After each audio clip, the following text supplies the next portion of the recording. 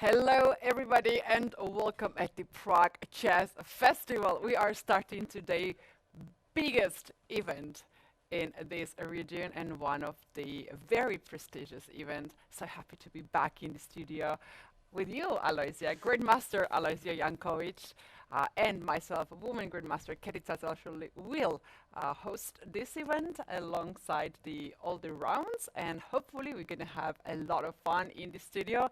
Aloysia, how are you? Yeah, What's your I'm very expectations? excited. Currently, the best tournament in the world. We have world champion Gukesh Dommaraju, Vincent Keymer, board number 4, then Abdusattorov, who is on fire. Hans Niemann. Today we have this special clash between Gukesh and Hans Niemann. Will Hans prove that he's able to become a world champion at some stage? So I believe that he's very motivated. Of course, Gukesh playing with the white pieces. I see Lukas Tulei with the Secretary General behind, Romanian officials, Gabriel Grecescu, Alin Berescu, many well-known personalities, Vincent Keymer here on the right and Jordan van Forest on the left. He was greeted by another well-known figure in chess world, Basil Koch, sponsor, Messina, one of key figures in unifying chess in 90s, and today he's here to make a first move. Let's see on which board he will make the first move. We just witnessed that Gukesh Dommaraju has walked on his board. He's taken white pieces, and here we have Hans Niemann and Gukesh. They have zero eye contact, not looking to each other at all, and we have this beautiful angle from Hans' perspective. We can see the black pieces. That's Hans' side of the board, and here we have Hans Niemann. Yeah, yesterday there was a press conference and autographs signing. You were there, Kathy. Gukesh commentated many things. This is not his first time in Prague. He has played here before, but reigning world champion, this is something different. It's huge, and Prague Chess Festival, and this is the first time for a long period that running world champion is attending this tournament. And also it is very important to mention that Gukesh played a Prague Chess Festival right before he won the candidates tournament, and then we know what happened after candidates tournament. He went all the way to the world championship match and beat Ding Liren and took the title from him. But back in those days, I remember he played here in this tournament, and his tournament was not so successful, but it was a very good warm-up for him to play at the candidates. Kathy, you know top players very well. You are present at the biggest chess tournaments in the world. Gukesh is now having some small change in his outfit. He's wearing glasses, Yes. right? Yes. Sometimes it's not so simple to wear it over the long chess game for hours, but of course it helps if you have some. It helps. We have issues. him this new look. I asked to my followers on Instagram about his look, and the question was, do we approve or not approve his look? Okay. And you know what? 80% of the people of my social platform approved his look. Personally, I like it. What about you? Yeah, I like it a lot. He's always nice to meet, and in general, his profile, and of course with glasses as well, he looks very serious, but sometimes because of this image, we get surprised when he throws some joke, makes some funny remark. Yesterday when I came here, I met him at the elevator together with his coach and second, Gajewski, and yeah, as usual, topic is tennis. He likes Djokovic, and I asked him, is he following these days tournaments in US? Then Gajewski asked me about my chess tennis career, joking a bit. So he's very friendly, He's and very friendly. people tend to take him too seriously. He's very friendly, but he has very serious look, and he likes to focus on the chessboard. We have seen him also being very upset after the games if he loses. So this is a part of the sport, and it's so great that he gives us everything. You know, like we need some emotions. We need his seriousness as well. Right now, he's meditating. This is his very thing that we know for many years is meditating. And as he mentioned, there are some people who are helping him to calm down during the game. This is pretty nice. About the glasses, one last thing. I use myself the glasses. That really helps me to spend more time in front of the screen. But I think that's a number glasses that he's using. Maybe he just needed it. And also, always good when something suits your outfit. He is definitely our star at this tournament, but we have more and more players. We have David Navara, who is a local superstar and has been in the chess world, and he's a legendary personality. Here we have him in a chess tie. Look at that pieces. Yeah, he's wearing either socks or tie. Everyone likes David, and of course I'm always happy to follow his game, to support him in different circumstances, which he has actually experienced in last year. Everyone knows what I'm speaking about, so I really like to see him and to support him.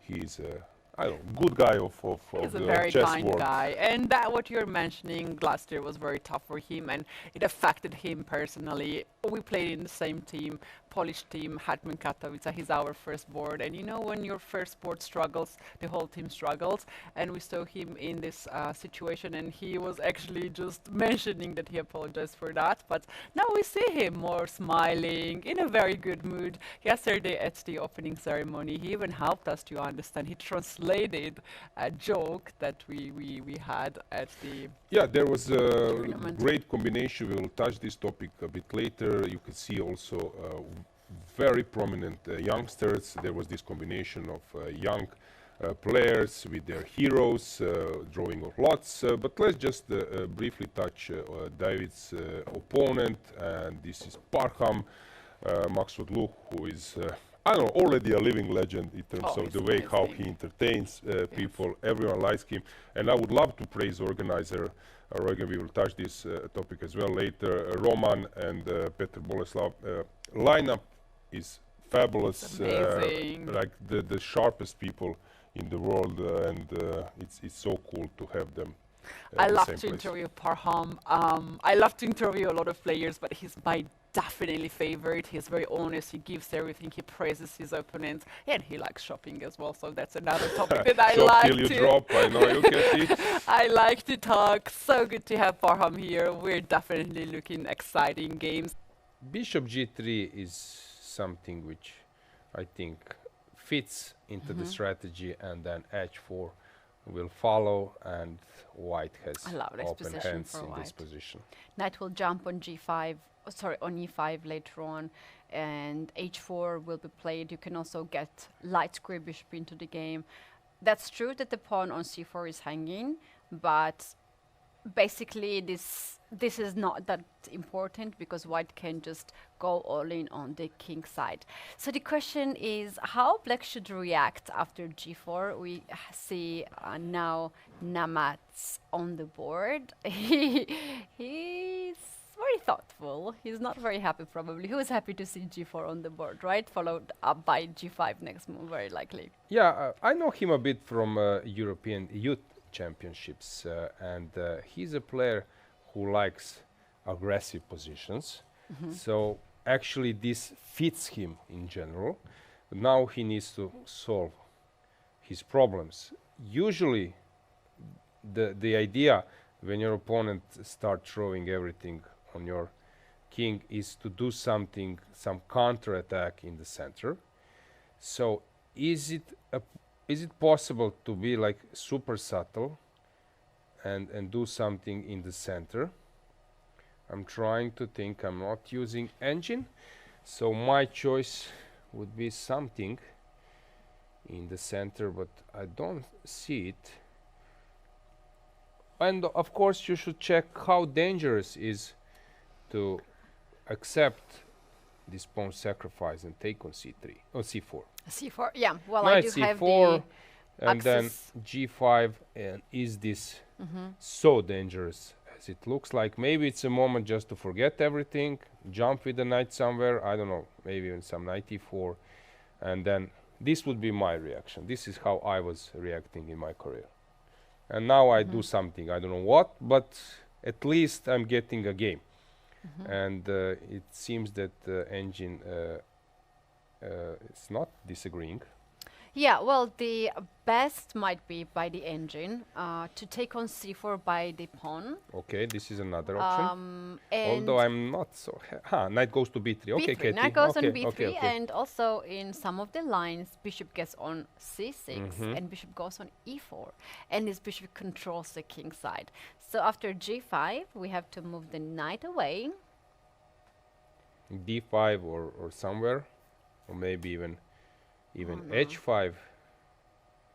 I don't know, h5, or it's wrong. d5, also wrong. Is there a move? I need to take on g5 now? I'm worried. If I need to take on g5, I'm not so happy with the outcome. But engine, of course, is not scared at all.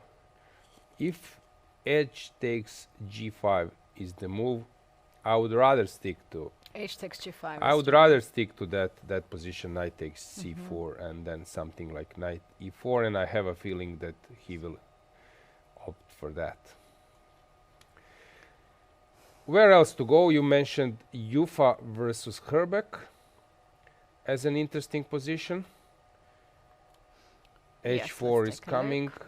and maybe it's a good idea from Stepan to get some counterplay. Danil is a player who likes to fight, who likes to have complicated positions, and for black it might be a good option to keep some activity. Yeah, that's right. Knight c4 has been played as the last move. Now the pawn on e5 is hanging. Black can just open up the h file, and somewhere can play bishop to h3 to also trade the light square bishop. But it is very important for white how white will react of capturing on g3. F takes g3 is also an option. I think very smart option to keep the pawn on h2 like that, and to open the f file for the rook. So white can counterattack also f7 pawn on the black side. Okay. I agree. Very interesting. And before switching to masters, let's just check Finek versus Biera. You mentioned this is also an interesting position. So bishop a5 was played. This is actually the line which was played by Viktor Korchnoi, usually with white pieces. I'm trying to recall who was playing this line. Ivan Sokolov was playing sometimes with the white pieces this line, and it's quite popular. I was playing it with the black pieces, and I was always scared that I might drop. I even lost some game, I think, in like 15 moves where I blundered a piece. It's a bit scary because after bishop d2 sometimes queen e7 is the move, and it's not so simple to play this line, being always on the verge of losing a piece. g3 the main move, and now came this stuff. Jonas knows his business, so I'm pretty sure that he's well prepared. How come that black didn't develop the bishop on b7 and play this move rook to b8? Rook to b8 is the idea to prepare for dc5, I think. This is something then you can take with the bc, or to threaten to take on c4. You don't want to counter on the diagonal, but you want to exchange some pieces. It's not so simple, this line. It's not simple to play it because, for example, at some stage, if you take on d4, there are some ideas that white moves the knight and then to trap your piece, if I'm not mistaken. I'm trying to recall the lines, and that was, I think, the case. So b3, black takes on c4, bc4 will be played. Okay, let's switch to our main section. Let's see how masters games are developing. So let's see Gukesh versus Niemann, bishop c6, as we mentioned. Usually they say that, for example, here in some lines, I don't know, let's say a6, bishop a4, knight f6, I don't know, castles. I'm always teaching my viewers and students that you shouldn't go b5 till the moment white defends e4. That's why bishop e7 is the move, and only now after rook e1 b5 is an option. But sometimes white takes on c6, even in this scenario. saying that bishop is on e7 and then I will go d3. But here this bishop c5 might be an improvement, but it's also quite known. It came from Berlin. Now this transfer knight d7, knight f8, knight e6. If you want to learn this structure with the white or black pieces, only one advice: check Magnus Carlsen games, and that's it. Full stop. So he's really solving positional problems with the black pieces and squeezing with the white pieces. I'm always impressed. Yeah. Well, I just don't like these positions at all from white side or the black side, because it's so, they're not much of the fun, right?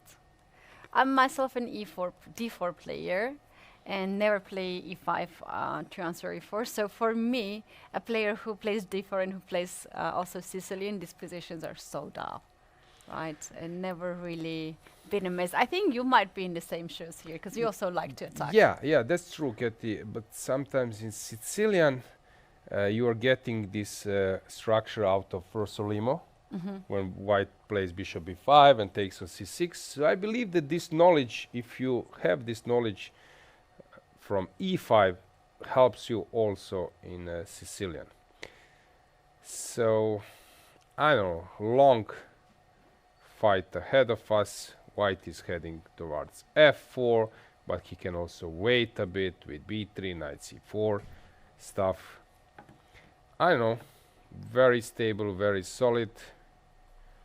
And the thing is, we want to follow this game because this is our key game at the moment of the round, world champion versus Niemann.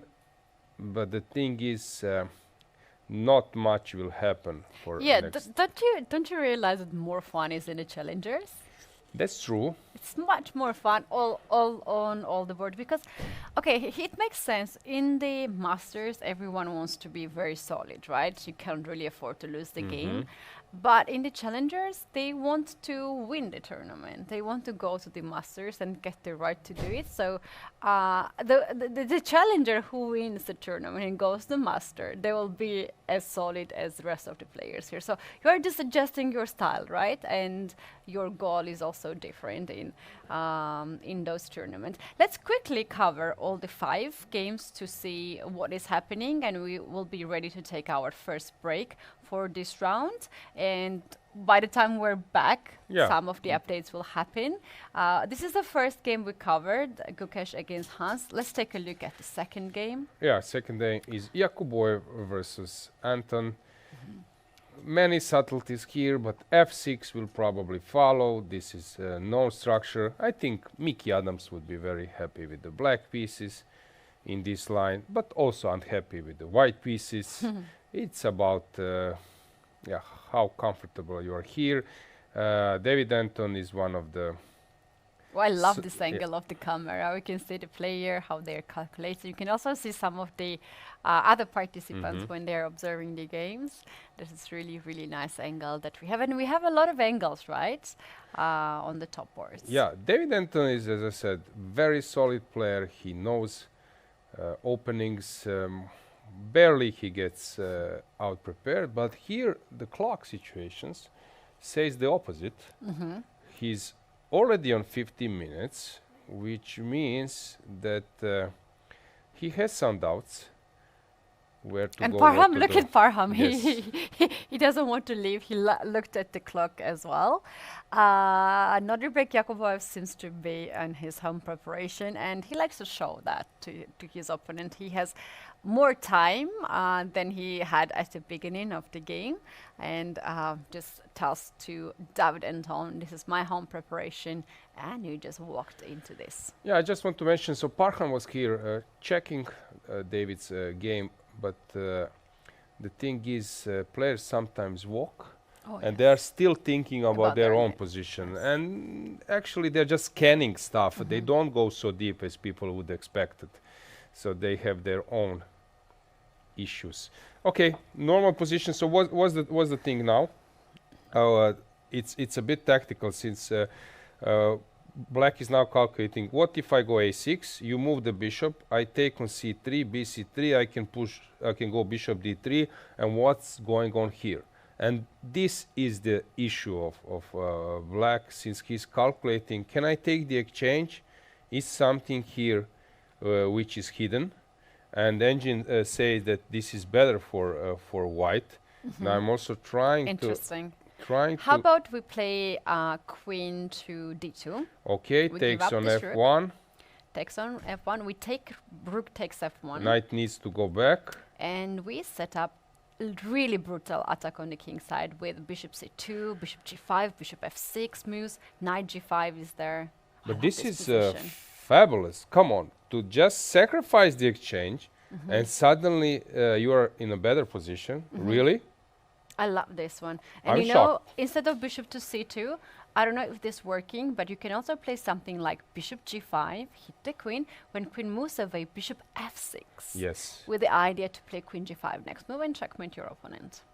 Okay, c6 with a similar idea, but this is a really fabulous concept.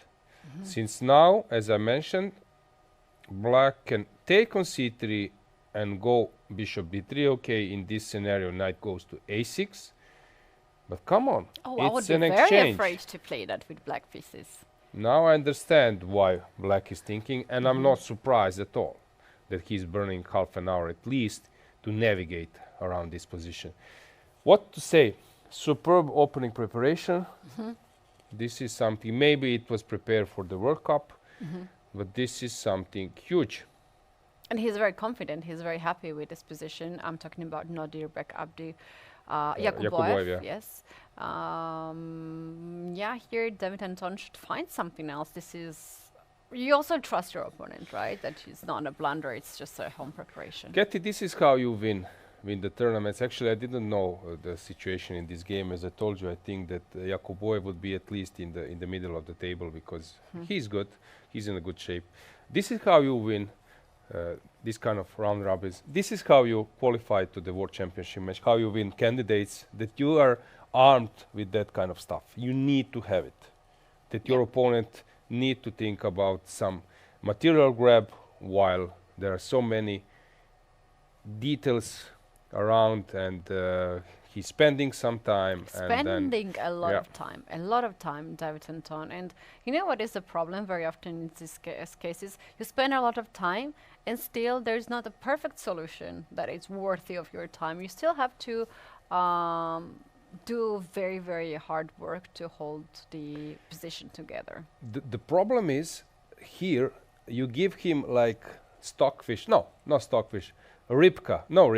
Give him like Fritz 8, and he would navigate a bit because. But it's not so simple to understand what's the current state of affairs. Look at the knight on c3. Do you think you're gonna have that Bishop position? d3. Oh my goodness, that is so scary. I kind of want to see that because then I'm gonna have a lot of fun. But I worry about David Anton. That is not a pleasant position. But it's a perfect start of the round that we have this Fantastic, kind of yes. position where white has sacrificed the exchange, or at least he's ready to sacrifice, and we don't see some Berlin boring endgame. No, not ready for this. I think we can just wait for his next move because next move should be very Bishop fast. goes He to played d3. very Bishop fast. goes to d3. Yep. Oh my goodness, this Yes. is happening. Wow. Okay. Maybe also it's a moment. Yeah. And queen to yes. d2, he's just splitting out. Wow. I love it. Bishop takes, rook takes. Reach 1 hour 35 minutes on the clock. But And I'm trying to recall my career and this excitement when you find that kind of setup and then in some laboratory with someone, your colleague, grandmaster, and then you're waiting for that chance. And of course you have kind of second helper, he knows about this, and then that moment comes. it comes, And and then you know you're that's the super excited. moment. Your Yeah. friend is following the game. He's also excited. Yeah. You are there. Yeah. You Look know, at him now he's walking, but he's keeping the eye on the position, and I'm sure that his heart rate is 130 or so. It is very high in this position. When you know that this is a very good position, I'm sure he had this analyzed by the engine. That's very important. And very often, when something like this happens, there's a sacrifice and they blitz out the moves. A lot of players like to come and observe the position, right? And that's extra pressure on the side who is guarding the game. and what's cool now? You cannot stand up and go to toilet because your opponent is always blitzing, and that first moment when he Yeah. stands up will be the one when he will think that, okay, at least I navigate the way out. So talking about that, I remember that you can leave the board when it's your move, but Asking heard the arbiter, that. you need to ask the arbiter. I have to ask the Yeah, like if arbiter. now he wants to leave Yeah. the board, he has to, and you have to have a reason to why I have to go to the restroom. I Yeah. have to go to grab water, or what's If the I'm not mistaken, you can do it after you make a move, yeah. and your opponent instantly reacts. Yes. But you make a move, and then you say to arbiter, "I want to go to toilet," and then you are allowed to do so. I think you cannot think for half an hour, and then get after, up and yeah. So I had that experience. It is really awkward when my opponent was not letting me to make to stand up and grab some water, or just you cannot sit 5 hours and play the game. And that's actually a very famous person that everybody knows in the chess world. He's from India, grandmaster. I will not name. It was a pure torture. It was very, very bad. And I don't know if there was a technique to just also we. But I felt that he was torturing me, and then I managed to make a move very fast, very bad move, and I left the board, and I was walking so much that I don't wanted to go back to my game. I was just walking in the playing ground, and of course I lost the game on the clock. There was not very good experience for me. People likes to do that, and I was thinking, what's the rule? Because this is against my will to sit down. And I cannot leave the board because it's my move, right? If I can stand up, I know my time is running. That's okay. I will not.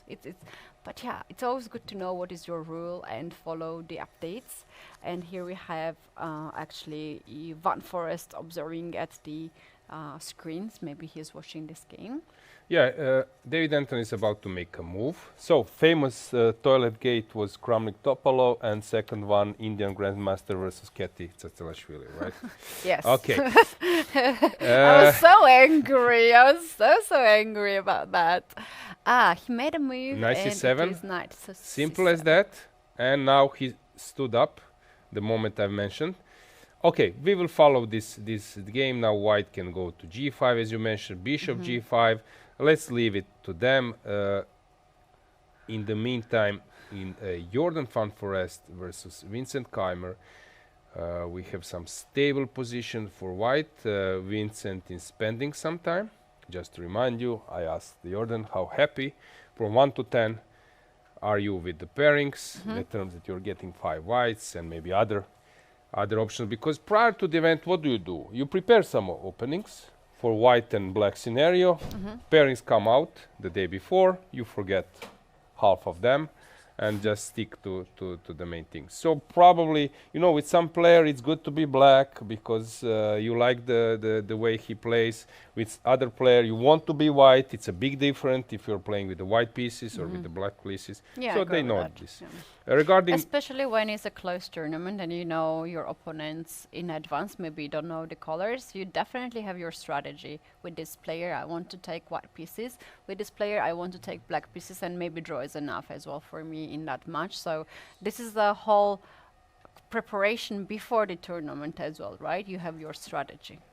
So, David Navarro versus Parham, Maksud Parham went to h5, and suddenly we are getting this Benoni style. And in the last game, Abdusattorov versus Aravind. Aravind is struggling lately. If I'm not mistaken, Aravind's rating has dropped to 2685 or something. He was 2730, if I'm not mistaken. Last year winner, and now he's playing some solid position, being better for white. Nodirbek is quite motivated. He's in a great shape, as I told you, doing really well in recent tournaments. Unfortunately, we don't have him in candidates, but what to do? Oh, Aravind was 27.50, sorry, my bad. He was 27.50ish, very close to 50, and dropped. I think his live rating is now 26.80 something. I was Yeah, he dropped a commentating lot. this with Jordan. But of course, super strong player, and he can fight back. So, Kathy, are we allowed to go to toilet? Are we on the move? We are on the move, and this is our first break we're taking at the first round of the Prague Chess Festival. By the time we're back, we're gonna have so much more excitement, guys. You don't want to miss any of these moves or any of the action. We'll be back shortly and follow the games. See you soon.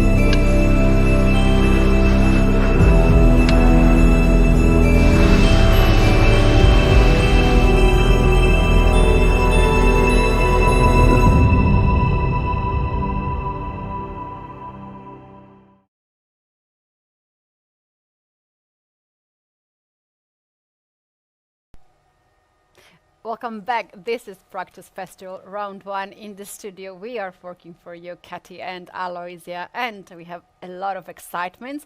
Last game we saw was pretty amazing. Yakubov against David Anton. We're gonna check up what is happening there, and we do have more games coming up, so we're gonna be covering that. Aloysia, what is your take for the first round? For example, Gukesh Niemann f4 was played, which actually, adds some fuel to the fire. But also, Jordan van Forest versus Vincent Keymer is something very interesting, since White castled long, Queen went to a5. As you can see, it will be a mess pretty soon. So this is our newcomer, let's put it that way, regarding a sharp position. Navarra versus Maksudlu, it will take some time to get complicated, and Abdusattorov versus Aravind, it's more positional. So I would say that we have clear mess in Yakuboev versus Anton, where David is trying to navigate through those complications, being an exchange up, but it seems that Nodirbek is in his prep, and now he's thinking how to proceed. Gukesh versus Niemann, f4 just came, which of course will define the structure. So we can be happy. One super sharp position. Oh, knight e3 Niemann. What? Okay. It's a piece sacrifice. Yes, let's go there. Let's check it. What's this? I love that. It came out of blue. I was like, oh my goodness. Only Hans Niemann can do things knight like this. d3. Really? This is so easy to blunder. Come on, knight d3 doesn't exist in And this. Parham is always there when something is happening. Look at this. He's like a ghost today at every board. Something happens, he's going on the board. What Come is on, this? knight d3. It's a new thing. It doesn't exist. Really, it's so simple to forget about that move. It's a new thing. Knight d3. Come on. This is something that you don't really expect to happen. Because the pawn is guarding the pawn. But let's now dive in what is really happening. The engine gives the advantage to black. Okay, Was f4 a depends. blunder? It seems depends how big is that advantage. In practical play, it's quite unclear. What I've noticed, I'm following many events. When Gukesh is playing with the white pieces, sometimes he tends to end up after the opening or in early middle game in some, I would say, like dubious position or worse position, but he developed that quality of saving them. So now he's I think ready to change his approach. So maybe from the one who is pressing to change his approach and to think about holding.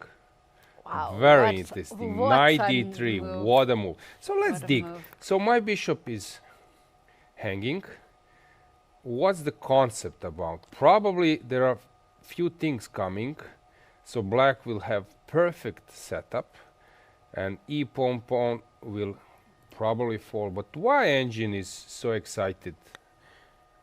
Is something coming like okay, there will be There some is- pin. Yeah, a lot of pins. So first, let's see where the bishop goes, right? Bishop is quite limited. F2 square or G1 square? Okay, g1 is something you want to do in this position. So let's Yeah. say bishop g1. We can start with bishop a6 first Okay. to pin the knight on Okay. e2.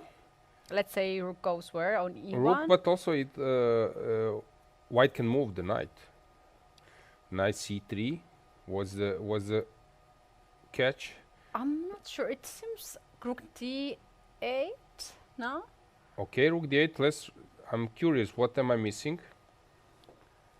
And queen f1, we are winning the exchange. Sorry. When I move the knight, now I got you Yeah, right. yeah. Okay, yeah. So I cannot move the knight because always queen f1 is coming. So I need to move the rook. Let's say rook e1. Bishop b4 now. and Okay. pinning the Bishop knight. b4, not rook d8, which I was thinking bishop comes to b4. Hang on. How to hold this one? So here maybe white should think about sacrificing the exchange, trying to set up some, not blockade, but some fortress at least, not to get so under some heavy fire. So rook f3. Okay, maybe I should start Ketty with. I was thinking bishop f2. And how about bishop g3? You go bishop a6. How about knight g3? What am I missing here? Probably he takes f4 will undermine me completely. I want to defend the F1. Yeah. but maybe you can take anyway. Knight f1 at some point. No, you cannot. Seems that there is something. I like e takes f4 as well. Mhm. Bishop b4, rook d8. Those are the candidate moves we can consider. But probably just the rook d8 or bishop rook d8. And then where the knight will go, because after knight f3, the move you mentioned, taking on f4. So many possibilities. Suddenly black is in driving seat. Well, that's pretty unusual sacrifice, right? Knight to d3. Never really seen it. Yes, that actually means that in chess you can never relax. It seems super solid and that we are playing some strategical game with f4 and then black is staying with two bishops. But this knight d3 is really a heavy blow. I'm curious now what our viewers would say. So write in chat, what do you expect from this position? Wow, this is actually amazing and quite heavy start for Gukesh. Is anyone there to bet on Gukesh winning this game? I don't know after this one if there's anyone we can ask, and guys, let us know if you think that there's a way still. For sure there is a way to not lose on time, but if you can pull it and win. But before this start, a lot of people were supporting Gukesh, and I saw a lot of hearts in the chat for Gukesh. So I need to go to c3. Now I'm thinking. So let's go bishop g1. You go bishop a6. I go knight c3. And what's now? Always rook d8. And always I'm actually dropping. I cannot defend. And you don't really have to calculate too much, right? There are like 3 ideas that you can do, and you can just navigate there. Knight c1. Now I spotted. Seems like a good try. Queen somewhere. Attacking the rook and then rook d8. So queen to d7, let's I say. suppose. Rook e1, rook d8. Bishop b4 is also an option to pin. What a position. What a blow. Knight d3. Knight d3 and then queen d3. Fabulous blow. Really fabulous.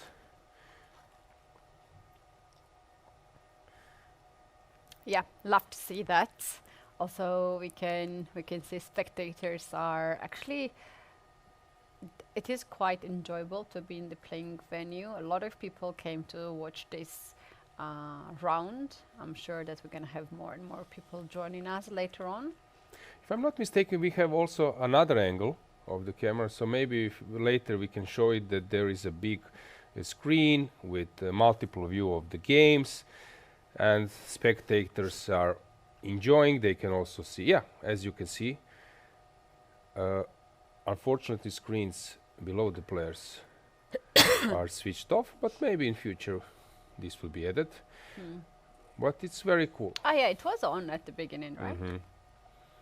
So you could see that this is. Oh, what a fantastic day we have. Gukesh Niemann, the game that we never would imagine. We're going to have this kind of situation. Then we have Yakubov and David Anton. By the way, Yakubov is still thinking, and he has spent half an hour since our first break until now. He has not made his move. And then we have the pretty amazing games in the challengers as well. We have seen Zhu Jinar playing g4 and trying to attack to her opponent. What a start of a day. Pretty exciting. It was funny. I just said that f4 is coming. The position is getting sharp, adding fuel to the fire, and knight d3, queen d3 followed. I was not expecting that kind of fall Wow. to the fire. Yeah. So, what do you think Niemann came up with this idea on the board, or he had the idea like this somewhere in his variation, and when he saw F4 happened, he was like, okay, that's it. It's easier to spot tactics when you are decide who will sack something. If you are the one, You know what's my question? Mhm. He has seen this kind of tactic at home, maybe preparation, or he came up with this idea. What do you think? okay, sometimes it's also a matter of luck.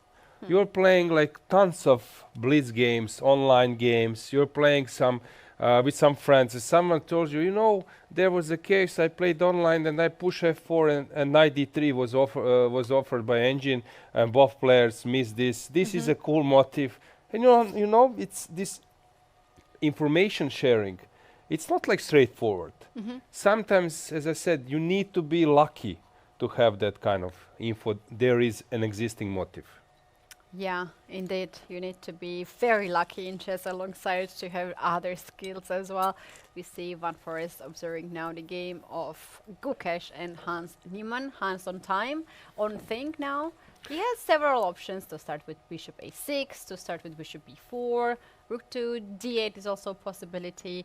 The most natural move is bishop to a6, right? It pins the knight and also opens the d8 square for the rook from a8. Okay, I would love to put some disclaimer that this is a position where it's obvious that you're pressing. It's also obvious if you would be white that you're under pressure, but it's not so simple to bring home the bacon. It's not like straightforward win. So it's possible Agree. to misplay it, since there are a lot of probably options where you are putting long-term pressure. And when you are in this calculative mode, you want to dig it till the end. And you are trying to find a straightforward win. I think Hans will spend some time now. Of course, he can be very happy with the opening or early middle game outcome. But to find the winning move is possible even to go wrong at some stage and to let it slip. So I would leave some small chances even for white, but it seems And that he he's having goes. everything under control. Bishop a6 is on the board, hitting the So knight. bishop g1, bishop a6, that's it. What a game. What does this mean? That you need two for tango, you need some blunder, then that Yeah, your opponent exactly. starts exploiting it, and then you have a game. Wow, what a start of a day. And this is actually a perfect matchup for the first round, right? Gukesh versus Hans. And Yeah, just to here we remind you have that Hans Niemann leads 1-0 on one game And played. recently they also played at Tata Steel, very recent game, and they actually made a draw. And the other game they have played was in a Blitz tournament that I found in the database. So these two players are there for years and years, and I'm surprised that they have only played 3 games. It's funny, sometimes I'm asking ChatGPT, okay, what is the head-to-head between two players or something, and then it says, yeah, they haven't played. And then I Yes. write, but there was an Olympiad and so Yeah. on. For example, yesterday at the opening ceremony, I was sitting next to Vlastimil Jansa, a well-known Czech Republic grandmaster, born in Prague, 82 years old or 83 years old. He played some interzonal, and my coach was Krunoslav Hulak, also grandmaster. And I was asking ChatGPT, did they play? And no. And then when I check database and I start asking some other questions, you're right, they played 4 times. Yeah.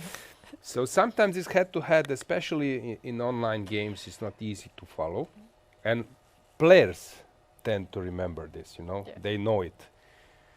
Yeah, you guys let us know what was the most fun or ridiculous answer about chess you have asked to ChatGPT, and you get the answer. Let us know in the comment. We are observing the live on YouTube of Prague Chess Festival and European Chess Union, but please keep in mind that we do have 15 minutes delay due to fair play measures, and Can you just let us ask? know. Can you ask ChatGPT? Has Kathy played E4 in her career in last 10 years? I'm curious what ChatGPT will say. You are D4 player, right? I'm a different player, yes. Yeah, but maybe ChatGPT would say We'll that you are find a way, E4 yes. player. Yeah. Would find a way. And we do have a move. Yakubov also made a Okay, move against let's David go there. Anton. Look at that knight to g5, a beautiful move, attacking the pawn on h7. Yeah, I think that he was hesitating because, as you mentioned, Katie, both moves are appealing. To go bishop g5, it's also a move, and that's why he was hesitating. Knight g5 or bishop g5. Can we show one line there? Bishop g5, Mhm. and Possible if black f6 allows, or yeah, queen f6 is I think the only move. Let's and say that's queen why bishop d7. g5 did not happen. Do we have this move, bishop f6? Takes. I think you can go queen h6 or Directly almost, without yeah. taking. I think it should be a checkmate. f5 and knight to g5, is that? Now probably some checks, Ah, yeah, checks. Queen f6 is also a check. and then bishop, Bishop f5. f5. Then you to get back. Oh my yeah. goodness, this is a beautiful position. It Love looks like a game over because now I go back and now there is this mating net. Are you running? You can try, but it looks that you will end up checkmated. Maybe I missed something. Maybe there is a better move. Queen h5. No. Rook e1 usually is a move in those kind of positions. Something like rook e1. Maybe just wins on spot. Why we I This think is- yeah. Here this is a- without maybe we just take on h7, knight g5 and then queen h6. That order is possible. Yes, as well. So here, maybe you said that take on f6 is Yeah, probably it's also just a winning. Yeah, possibility. good. So after bishop g5, f6 forced, and this is something Nodirbek didn't want to allow. That's why knight g5 was played. So what do you do? g6 or h6? Let's try to dig. If you go h6, I know the motive already. Knight h7. This is typical G6 motive, happened. which wins usually on spot. Knight h7 and then knight f6. This Yeah. probably wins on spot. And there's also bishop h6 Yeah. move. Oh my god, so nice. So g6 forced, and now we need to bring our queen. Okay, I black was thinking if that were possible to play knight h7, king and bishop h7. g5. Bishop g5, bishop f6 to just cement that bishop there, and then queen to Is queen it can get there. f6 a move to sack the material back. Probably this is the not refutation, but this is the way how to fight back. Queen h4, queen f4 probably. Oh, why engine is? Bishop f6. I first. played it, but then it started to Oh. laugh. Come on. There's queen e2 maybe, queen h5 ideas. No, king goes to King g8. goes- So what's the maybe just slowly bringing the F4? rook. Really? f4, F4? rook f2. Yeah. Yeah, it's Yeah. approved. Strange. This So looks, lot this of Paul- possibilities. So what do you do Do you after know what knight that g5? looks like? This position, these games of Paul Murphy, when he gives up the rook in the simul game, and he still plays the best game, yeah, without the rook. Yes, exactly. Rook Yeah. on a1 is missing, and Yeah, I was looking at his games and I was so amazed by the ideas. And at some point, I realized that in every of those games, he's missing a rook on a1 or on h1, and this position looks like that. So, after g6, knight h7 is possibility, but it's not the most precise, right? there is sometimes a defensive idea of playing f5 g6, but probably it's not the case here. Let's say that I go f5, you take, and then I play g6. Sometimes this is a defensive idea, but here it's not working. So after f5, e takes f6.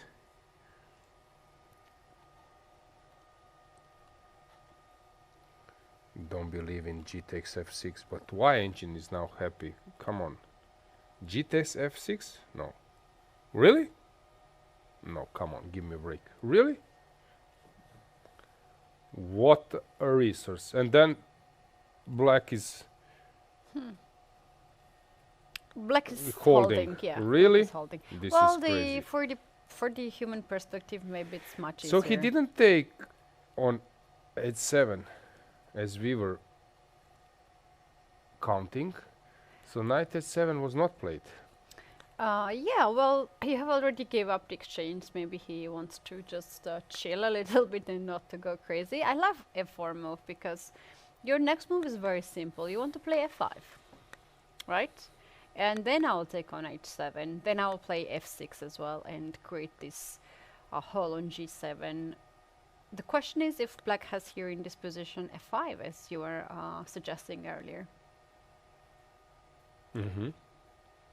Probably the only I way. think that's the possibility to play f5 here.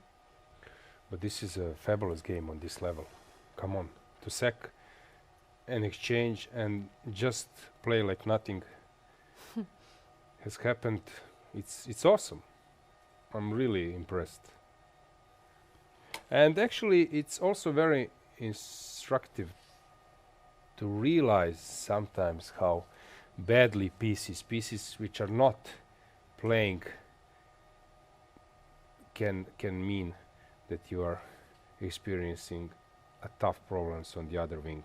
If the bishop would be on g7, story would be over. Black would be just a healthy exchange down up. What a mess. So so we know Gukesh versus Niemann, that Niemann is pressing. We know Jakuboyev versus Anton, that's a mess, and that David is struggling. Let's check Jordan van Forest versus our first seed, Vincent Keymer. As I mentioned, this looks like a crazy game. If we Look at wouldn't the have, time. if we Look at wouldn't the have time. others games, if that would be a match, we would be so excited that this is. But now when we have Gukesh versus Niemann and Jakuboyev versus Yeah, David sorry Anton, guys. your game is not that fancy, but it is such a nice position. Let's dive a little bit there. We can see that the engine gives the advantage to the white side, and besides that, very often you can also see the time situation. Vincent has spent quite some time here, very often indicates that he might have some problem in the position and he spends more time. But to just explain a little bit here, we have opposite side castle. White's king is quite safe on the queen side as the attack for the moment is stopped.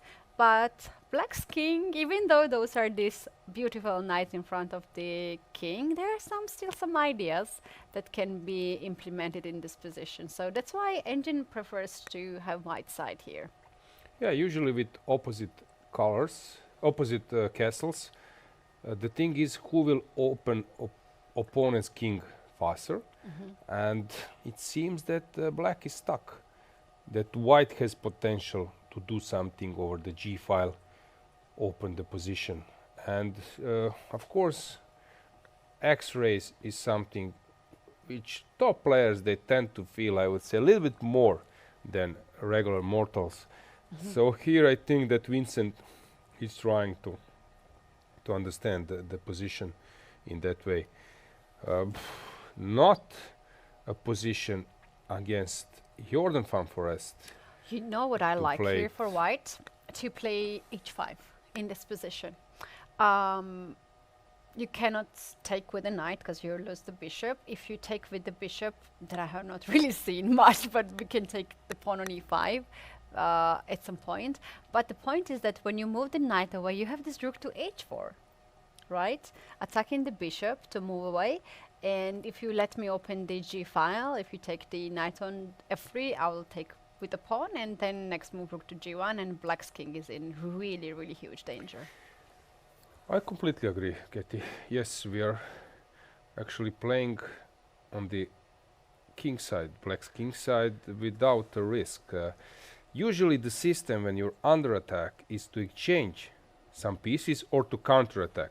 In terms of counter-attacking, it's not so simple to do something on the queen side, on the opposite wing. That takes us to the exchanges. So where black can exchange? In ideal world, it will be knight c5, knight b3, or bishop e6, bishop b3 to open a little bit white's king. But this will take some time, and this knight on g6, as Boris Spassky has said, that knights are bad on g6, b6, g3, b3. Black is not happy with this knight on g6 for sure. No. Another idea what white can have here is to take the pawn on d5, c takes back, and then to push e4, and to let your bishop be very active and attacking on f7, and this knight that you just mentioned on g6 will hang. And on top of that, we're going to get this c4 square as you are pointing out. I would be so scared to play those positions. We have David Anton's position, we have Vincent Keymer's position, Gukesh position, but that's why they are sitting there and I'm sitting here. They are Why? Do you have bad capable. company? They are capable. No, I'm happy not to solve those problems. It looks scary. Well, you know what? When we started and we had all these positions with e4, e5, I was like, oh no, we're gonna have all the draws.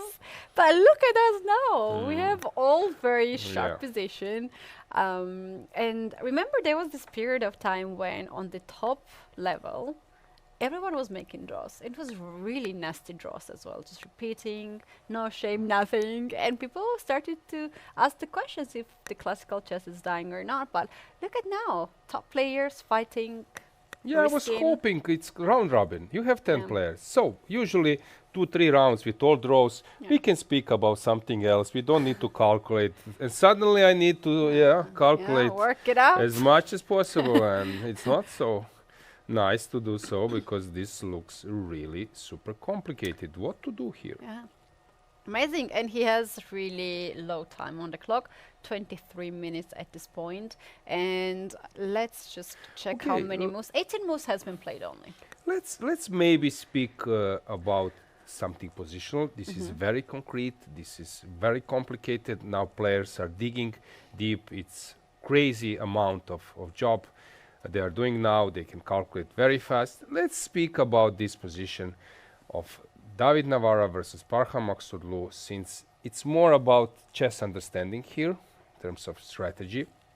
So, would you be very worried to be black? Would you be unhappy with the white or vice versa? Well, we saw that Parham has been observing all the key games, so he feels quite safe in this position, I think. But talking about myself, this kind of positions I have with white pieces. From different setups, and it's very difficult to choose the side. What I see here for white, maybe white can play knight c4, knight b6 to cement this knight there. This is one way to play. Another way, maybe we can play knight to f1, knight to g3 to kick this bishop away, to look for f5 square, then f3 knight to jump on h4 and to push f5. So we need to choose a plan, right? Either we play on the king side with these knights and then f4, or we play on the queen side with knight to c4, knight b6, and then b4. Those are two. Yeah, this is important detail you just mentioned, Katie. After going to b6, usually you break this Benoni structure by playing b4. It can be even in combination with c4, b4, then you get back this pawn somehow, and then d6 is a target later. So white has a clear plan on the queen side, but in the meantime, black will try to organize something on the king side. And when this f5 comes, it's not so simple to counter-attack it. Black can do that either with direct knight to d7 and then f5, or this is also the idea that Hikaru likes to use quite often. h6, knight to h7, f5, knight g5 type of ideas. Exactly. Since knight h5, knight g5, and knight h7, knight g5, and suddenly you need to solve this activity. And if you exchange everything long term, maybe black's light square bishop can start attack those two pawns. I was always the one who would play this position with the white pieces, but I can understand that black is hoping for some long-term counterplay later. And now, as it is black to move, very often that directs the position. But look, if black does knight to d7 and then f5, I can take this pawn on f5 and then play g4 and try to win a piece. Right? It's just a piece, and you are weakening the king, but still very nice position. And if you play h6, that takes so much time. I agree. But one thing is important. Benoni structure is not something we could see on top level events, but Parham Maksudlu is the one who is playing with the black pieces, so he knows structure. And usually when you are playing Benoni, that means that you are like that your opponent is plus 0.6, sometimes even more. You know that objectively speaking it's not super great, but in practical play for white side it's not possible to play without giving a chance to you.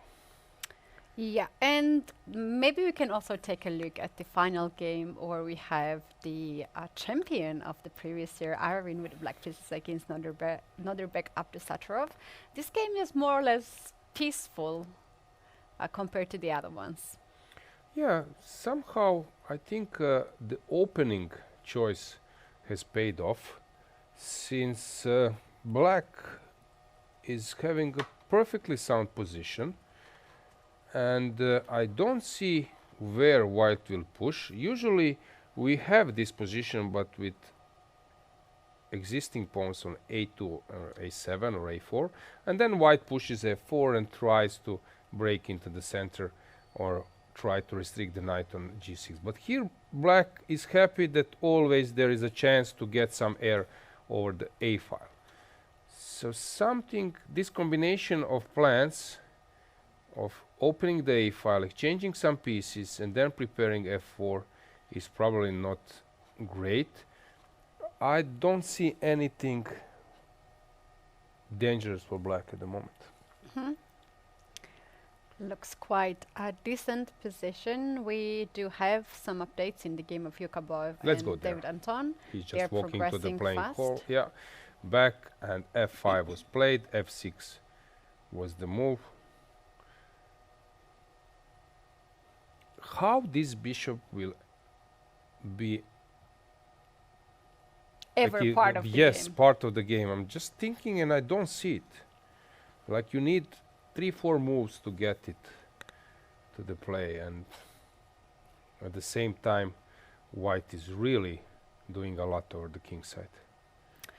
Well, I don't know if this is a possibility, but I love this tactic for white. Knight takes the pawn on h7, king takes, and then bishop to g5 with idea f takes g6, and we take the rook back on f6. Yeah, so black needs to do something super fast. How do you exchange some pieces? Actually, knight on c7 is also misplayed. If the rook is on f8, okay, but how you bring it? So you need to move the queen. Let's start with that. Maybe queen d7 to unpin potentially yourself, because bishop g5 is coming, as you mentioned. So maybe start with queen d7. Okay, I'm dropping a pawn, because after taking on takes this pawn will be lost, but at least I'm exchanging some material and trying to liquidate a bit. And you're getting rook into the game, and in the end of the day, black has extra material, so white has to be really, really careful. Yeah, again, disclaimer that it's not like ex cathedra that David Anton doesn't know that. Of course, he knows that he needs to bring pieces, but he's going deep, he sees some possibilities. So it's not like, what should I do now? He knows, but there are some obstacles in the position. That's why he's thinking. And I like this queen to d7 move or queen to e7 move, because And now looking at this position deeper, I think knight h7 is a real threat with f takes g6 even next move. I'm also always trying to emphasize and to point it out. For example, now for David Anton, nothing else exists in the world except solving this problem. So you forget about spectators, about time, about I don't know, your regular life besides chessboard.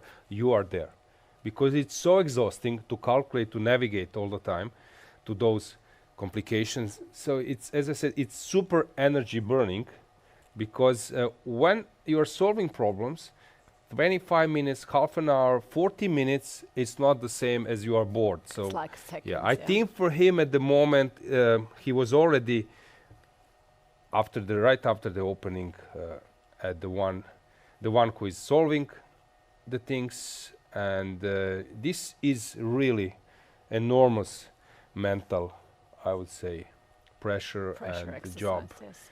I agree with that, and also the players who are on the side to defend, they are like full concentration, and very often we tend to find the best move because our concentration is very high. And when you're on the side who has better position, sometimes you might just get your attention to the other things, maybe see the other games, see what's happening in the whole venue, and that's why some of the players just losing the advantage. But when you have really tough position, then you are trying to be locked in. Yeah, enormous mental effort, and not many people could do it. I know myself, I really praise the players, because afterwards, of course, I will chat and we will chat together, Katie, with some of them, and they will tell you what were they thinking, worried. It's really tough. It is indeed, and we do have more and more people joining us in the chat. Greetings from us, guys. We are in Prague, beautiful historical city, and we do have the 6th edition of the Prague Chess Festival. And this is not only the Masters tournament that we are mainly focusing, but we also have Challengers tournament, also filled with a lot of stars like Divya Dashmuk. We also have Futures tournament with a lot of youngsters that we have on the screen, and very soon we're going to have also Open tournament starting, and here we have the playing venue, full, not full because we have a huge area with a lot of people who are observing the games, but this is kind of the arbiters area, right? Yeah, this is arbiters area and players area, so players can stand here, they can move towards restrooms, some snacks could have been taken, and you could see that they're sort of walking and waiting for their opponents to make a move. Rightly, you pointed out that arbiters are there. We can also see that there are some logos. Also, you can see on our view that we have Czech Chess Federation. There are many partners, Katie. There are a lot of partners, and we do have the logos on the billboards, on the screens. One of the main partner is Check-in Hotels. This is the chain hotels in Prague, and they do have a lot of hotels. I was quite surprised to know about that. They have 28 hotels only in Prague. And here we are, the tournament is happening in Don Giovanni Hotel, which is quite nice, very prestigious, and also the venue of this event for many years. I don't know if this tournament has been always in this hotel or they changed. I think it has always been here. It has been always in this hotel. It's a chain, as you mentioned, and there are many hotels here in Prague, part of this group. At the opening ceremony, we had the CEO of Check-in Hotels. If I'm not mistaken, Hotel International was mentioned, and some others, Grandmark Hotel, Prague. So it's a chain, and it's always nice when you get that kind of support. I think it's very important for local community, for chess club, Novi Bor, and for this tournament. And I like the name, you know, check-in. Check-in. Yeah, I like it. yeah. I hopefully check-in hours are flexible. I like it, check-in. Yeah, Also very chessy, yeah? Yes, exactly. So it's funny. Also, we had one joke regarding the name. So during the press conference and autograph signing, Gukesh was asked whom do he expect to win the candidates, and he said that I would love to. Okay, or he favors Pragnananda. I would love to play versus Prague, and then Lukáš Turlé, the general secretary, during his speech at the opening ceremony, mentioned that story. And in that case, if Pragnananda wins the candidates, then we will have a match between Gukesh and Prague. That means that Czech Republic or Czechia would be represented. Yes, that's true. I was at the press conference when all of this happened, and guys, probably you have seen those videos on social media of Prague Chess Festival and also Chess Base India. You can see all those moments. So let's have some gossip time here. Gukesh was a bit late for the press conference, and of course it is always very challenging when main person, the world champion, is late and everyone is waiting.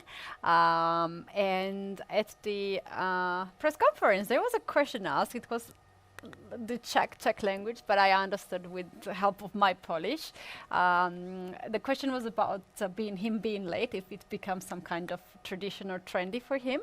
And Gukesh just mentioned that he messed up the time. He thought it was at 11 a.m. and he apologized for that. And another question was about who he thinks gonna win, or this entire list of the players at the candidates. And he said that I don't want to predict anything, because it turned out that last year prediction was not last condition was not correct, but I would like to play against Prague. And we had the interpreter who was translating, and maybe she doesn't know who is Prague, and she asked Gukesh twice, "You mean Prague?" And like, yes. It was such a nice joke for us, like chess people, that she was so confused. "Do you mean Prague?" And he was like, yes, Prague. Is there a player who is having a name which can be connected with a city or country? Probably there is. Yeah, maybe our viewers could help us. I believe there is a chance that there is some player connected to the country. Yes, for sure. But while I was telling this story, there was some movement of the engine bar that actually got my attention. This is one forest against Keymer. Keymer just made queen to a5 back to d8. Look at these pieces on the back rank, and seems like this is not the preferable move of engine, and seems like there is some tactic there. Excuse me. Is that knight to h2? Is there h5? That's very interesting. And also, let's take a look. Let's take a look at Gukesh, how he's doing, and catch up maybe on the close-up camera. He's not at the board. We have Hans Niemann on the board. Queens are off the board at this moment, and a lot of changes has happened. Yeah, let's go well. full screen. Let's check how is he doing. Niemann seems to be.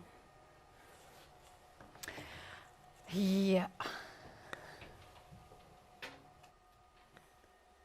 I don't know what happened. Maybe. Yeah. I'll find out. This is the full screen of Hans Niemann, and chess community was talking about his new hairstyle. I think we passed that time. And now we have to talk about his chess position at the moment. Is he holding it? No, well? It's not about holding, right? It's Gukesh. It's holding, yeah. So the queens have been exchanged, which is probably some improvement for white. Since with queens on the board you can always blunder something and lose the game on spot, while after this queen exchange, we can bring the board back to show you the analysis. So after bishop a6, knight c1 was played, queen d7, then knight went to b1. It resembles famous Karpov versus Kasparov game. I think it was from the match in Seville when all the pieces were on the initial squares. Come on, this is Oh, I this didn't is realize fabulous. that. Oh, wow. Maybe time for screenshot, Katy? Wait, the photo. Yes, guys, do you like it? I like it a lot. All the pieces on the initial squares. Of course, white is having an extra Wow, piece, that's which really helps. cool. Yeah, this is awesome. I'm gonna post this. Yes, Right away. I will like it. Guys, I suggest that you do the same. So, rook d8, and it's interesting that he didn't want to take on f1, of course, because this will drop the queen. So that's why rook d8 was needed. If you take the rook, queen d7, taking the queen, and if you take the queen, rook is running away from this attack. So rook d8 was played, exchanging, and rook f3. The problem for white is that there is no opposition for this bishop. So whatever this bishop attacks, white will need to run away or to defend. Now if we would, I don't know, get rid of some pieces, I think this is the main killer of white position, main worry. Of course, now tempting is to go down, but there are no squares, I believe. Let me try to dig. So probably knight c3. If you go rook e1, maybe knight b3, and I'm getting rid of this rook. So that's why white parted with the rook on f3. I would love to mention one thing regarding Gukesh style. I was following his games, as I said many times live, and when he's defending, when he's in problems, usually some other players, we tend to defend in a regular manner. Yeah. So you want to defend with like normal way, with usual way. But he is the person who is ready to play like completely unexpected move, breaking the harmony if he thinks that this move is the best. That approach actually opens chances to save the game and even turn the tables, because he doesn't have any dogmas, any history of defending how you should do it. For example, here, usually people would say it's important to defend your initial rank, to connect your rooks. Basically, don't do a rook lift when you're not attacking. So for him, he like feels position in a different way. And this is what not many players, have. For example, I don't know, I will mention now Anish Giri. He would defend in a different way. This is actually what I've noticed. So this is the current state of affairs.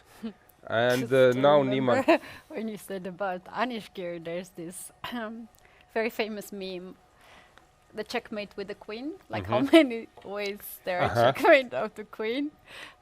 And there's this queen f7, I think it's a stalemate, and the Giri's way to play that's a bit brutal, because there was some time when he was very, very comfortable to make a lot of draws, but last year was actually his best year, I think, in his career. He was winning a Grand lot of Swiss, tournaments. Yeah. winning many tournaments, and I think that he has changed his style and he's ready to attack the World Championship title. Very entertaining player, also a player who is sort of dreamed guest coming to the studio and making some funny remarks. I recall in Rhodes, European Club Cup, he came with this Turkish Airlines jacket, and it was like 20 plus degrees, and then we were laughing. I said, but he said I needed to wear it, no matter was the temperature outside.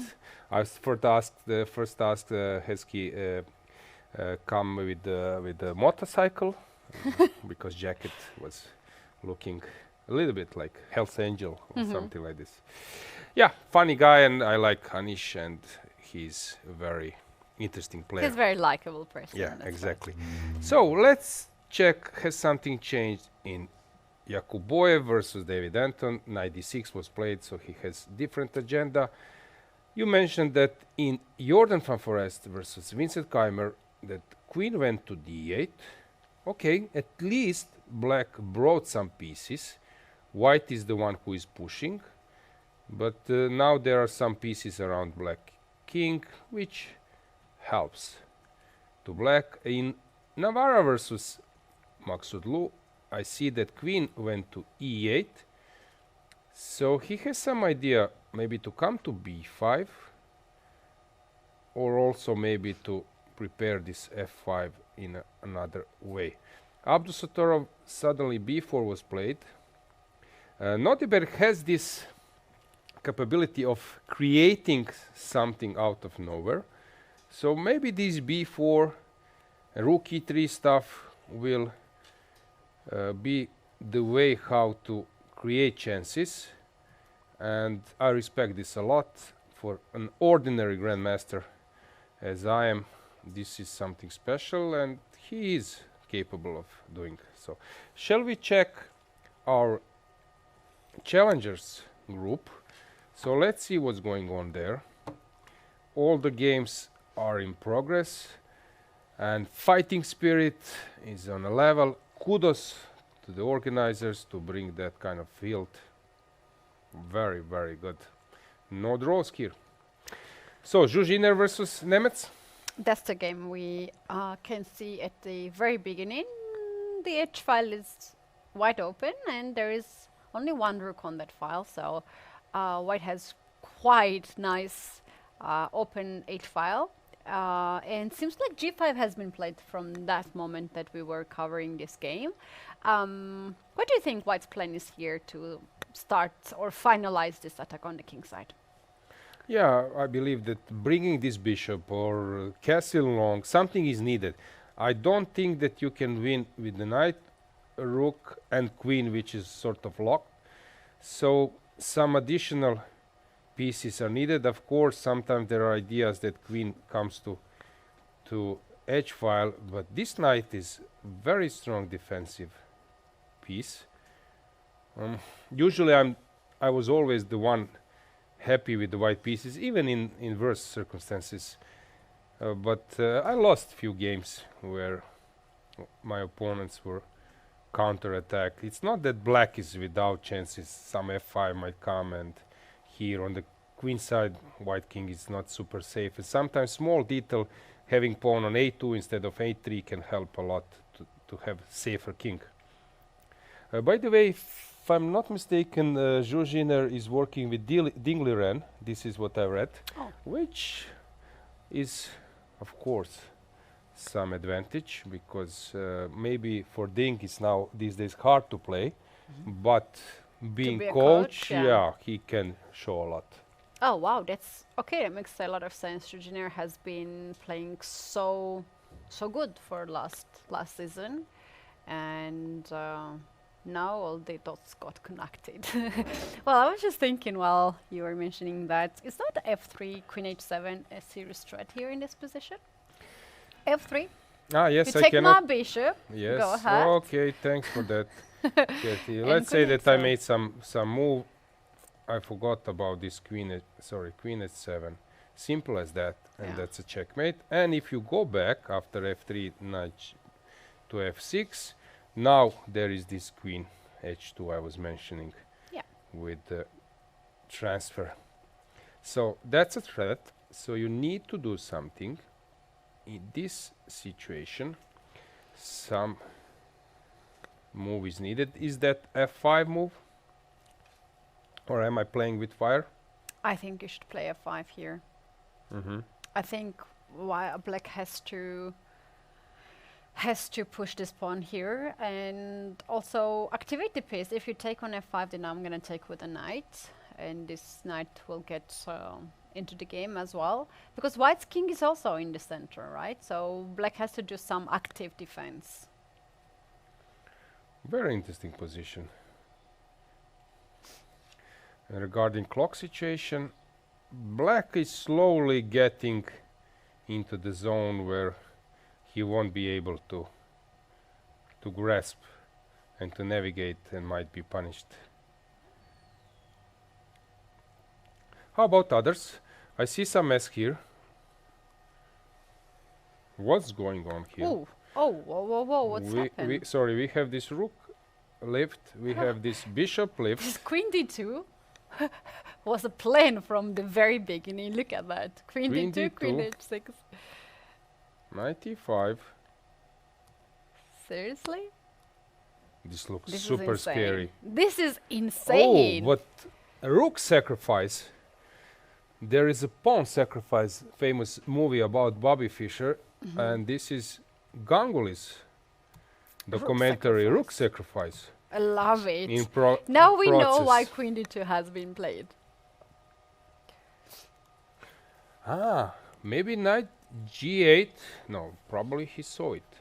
So after bishop g5, is knight g8 the move? Maybe that was miss. And you go bishop f6, and now queen f6. Maybe that was miss, because if you take, and then rook g8, Bishop d3. bishop d3 checkmate. It might be the case that bishop f6, which is counterintuitive. You don't calculate that kind of stuff. The queen takes defended piece. Hold on, can I play bishop d3 first instead So of bishop after g5? in this position, you start with bishop d3. Okay, but now I can cover maybe with some knight knight f5. You go bishop g5 anyway is your next move. Yeah. So I need to cover it. Okay. So knight g6 and then sacrificing. No, this doesn't work. Okay, let me think for a second. So checkmate threat. Oh, I think no, I don't think. Knight g6 a viable move. f5 doesn't work. So I need to go knight g6, I believe. No? Oh, sorry, Bishop sorry. g5. Bishop g5 engine is. So what am I missing? Bishop f5. Okay, if I go bishop f5, Bishop g5. bishop g5 wins on spot, which takes us to knight f5. Only move. And you wanted to take and go bishop g5, right? Ah, okay, then. But then rook g8. No, I take, you F6. take, bishop g5. f6. But Because if you F6 move is a- your queen, F6 there's is a bishop tough- f6. Tough move. But it works. f6. What a defense. Cool-headed. Yeah. Big kudos to Thomas. But it's so easy to miss. You get like overexcited and you just sack a rook. Instead of sacking a rook, here probably like a normal way of play. So here something slow, because another rook would come. Maybe just rook a3 immediately. I'm not sure, or something like that. It's just a normal way to progress. It's a very nice position, yeah. Yeah, I like rook a3. You can also play bishop to d3, yeah? This bishop is not doing much, and maybe you want to control the king side. Thomas is, by the way, standing behind Ganguly. This is Mishra's approach, huh? Yeah, that was a huge thing. And remember when Aronian reacted on that? Yeah. He took the chair Yeah. and he sat down there. Well, when I started to play chess, I remember that my coach mentioned about that some people used to do like that. He didn't say that you have to do it, because I've always preferred to look position from my side, and his advice was that you can look from your opponent's side just to see his perspective.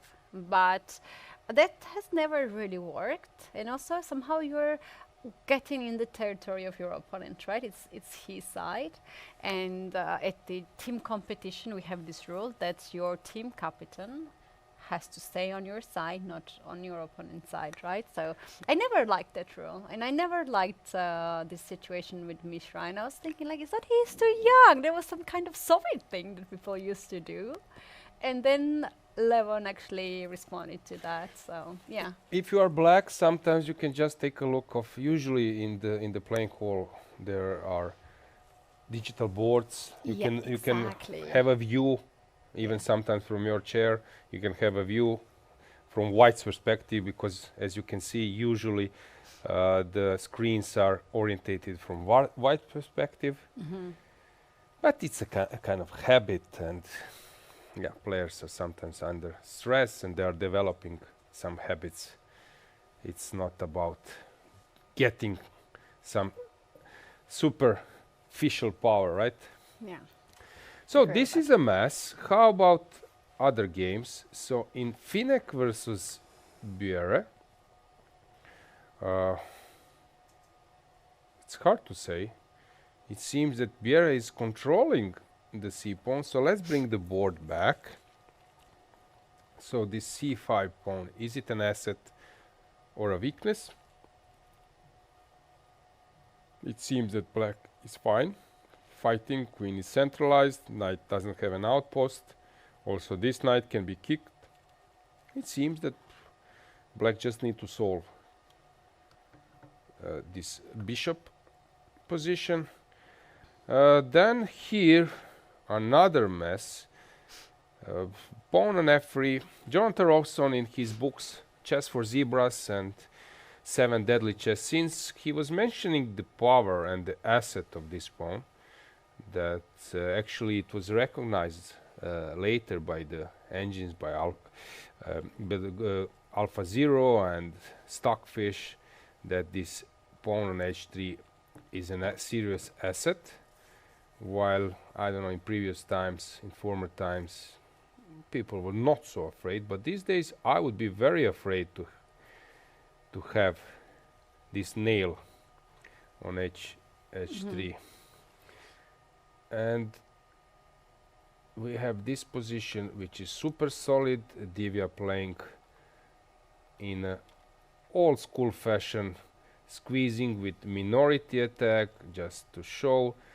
Black has managed to exchange light square bishops, which is something, but white was first to play with the minority attack. So this weakness, but black has something in return. Knight is on c4. I suggest that we briefly go to our main tournament, check the situation, make a short break, and then we can follow the things till the time travel. Agree. Let's see Gukesh against Niemann and see what is happening in that game, if we have any updates. Suddenly Niemann took this materialistic approach, having 3 pawns for the piece. Usually I'm saying that you should have 3 pawns connected, that it's not enough to have 2 pawns as an island and then a single pawn on the other side. So here, after knight c3, bishop d6, knight d3 was played, but as I mentioned, this bishop is too strong, and the main problem of white is that bishop g5 played. Okay, this is superb play. Oh wow! Playing on both wings. He has a total domination of the on the board, keeping the pawn on f4 alive. That's a beautiful move I like, and also you might bring king into the game at some point. Yeah, in Yakuboyev versus Anton, rook f3 was played, so he wants to rook lift. I like it, but of course it's very concrete. We will see what will happen here. We can see that Gukesh just made the move after g5. Knight f2 was played to stop this g2 activity. I'm mentioning this term of empty bishop. So sometimes you have bishops, it seems that they're active, but your opponent just swindles around and move away. And this is sometimes tricky. You get overexcited about your open diagonal. Yeah, your position. Yeah. Now knight your g4 is a threat. Maybe white has to think something like h5 to stop knight getting on g5. Navara versus Maksudlu. Normal position, and in this game, usually the position is same, but with pawns on, I don't know, a6 and a4 or a3. Now this open a file might help black. You know, now as we covered all the games at once, at one run, I think that there will be one draw. This one looks equal to me, and the other 4 games will be decisive in the Masters tournament. Okay. That's my prediction. Could be, could be. Yeah, so it's a moment that we go for a break, and then to see will Katie be right with her prediction. We'll see that.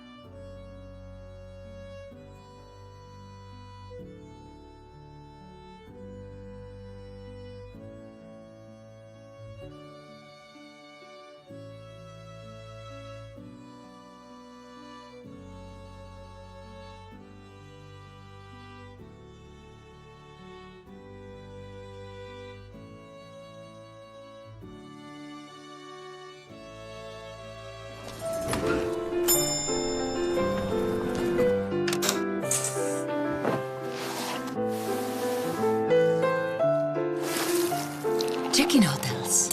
Vždy s pocitem hvězdy navíc.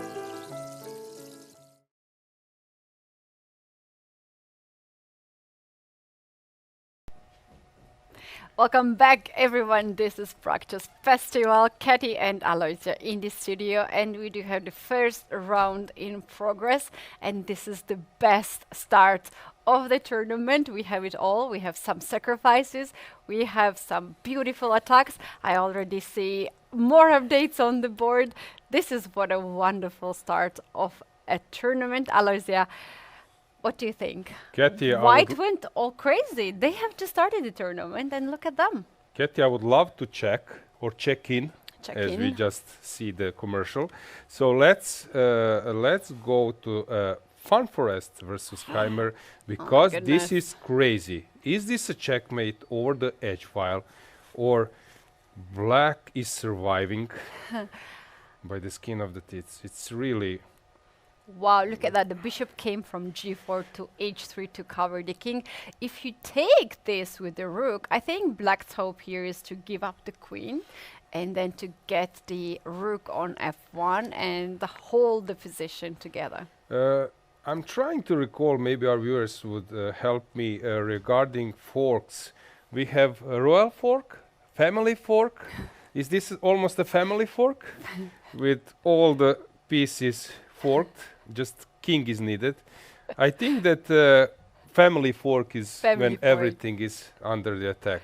And there is a royal fork. With the king also involved. Yeah. So guys, if you know the terminology, help me. But this looks super scary. But the white is the one who is attacking. So it's not about the material, it's about the attacking possibilities. And as you could see, white's king is perfectly safe. And that's a huge benefit for a white player, being on the safe side when the position is messy. Let's try to calculate, Katy. What's the thing is? Take a look of the last move. Really?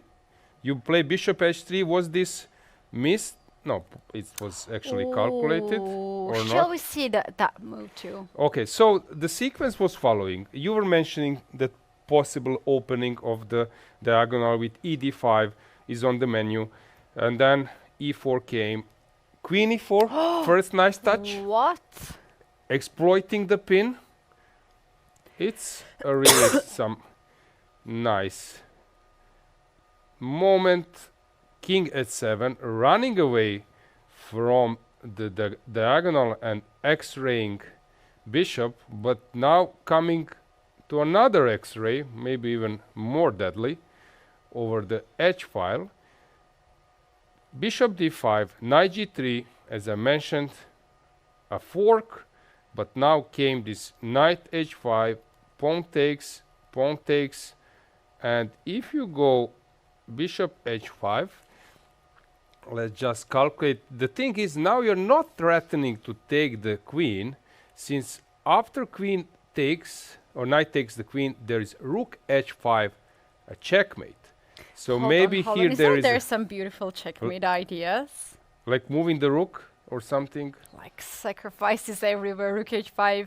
There's no queen g6, unfortunately, because king takes g6 and then king goes on g5 and white has give up all the pieces, so you can't really checkmate. But rook h1 is Just a Is checkmate. enough. Just a checkmate. So bishop h5 was not working. I guess same goes for knight h5 with the same idea, because queen cannot really help the bishop since this pin is super deadly. I love this x-ray spins. It's very instructive. So here, after pawn takes h5, is this a sad necessity or was that planned by Vincent? Bishop h3 was played. Of course, the first idea is to stop the mate. The checkmate is not about surviving with material up. It's really super dangerous for black. So black just wants to stay out of the checkmate. Yeah, and With here rook h3, Jordan point is taking some time here, right? To play very precise moves because it seems that the game is very close to be over. But hang on, is the point here that now I take with the bishop, and even this position, which looks like the worst is over, even this position is a tough one. There is a rook e6, but maybe just white keeps the pawn even in this position. H4, H4 king will be moved, so maybe where not exactly? I Because don't- if you go G8 yeah, and bishop D5. yeah, correct. So this is another pin. Yes. So king h8 needed. This is possibility, but I would rather prefer to enter with my piece somewhere because I believe that even this is super like dangerous for black. So my point was, even with imprecise play, you will still suffer. So white has now a really pleasant task to calculate, to find a winning sequence, or if things won't clarify, he can just move on with his advantage. Super scary. After bishop h3, white is on the move. So, can we find a killer? I was thinking moves like, let's say, rook f3. Is this an option? Because if you take, I might take, and even this position is unpleasant. I love this position. So you need to go rook h4, only move.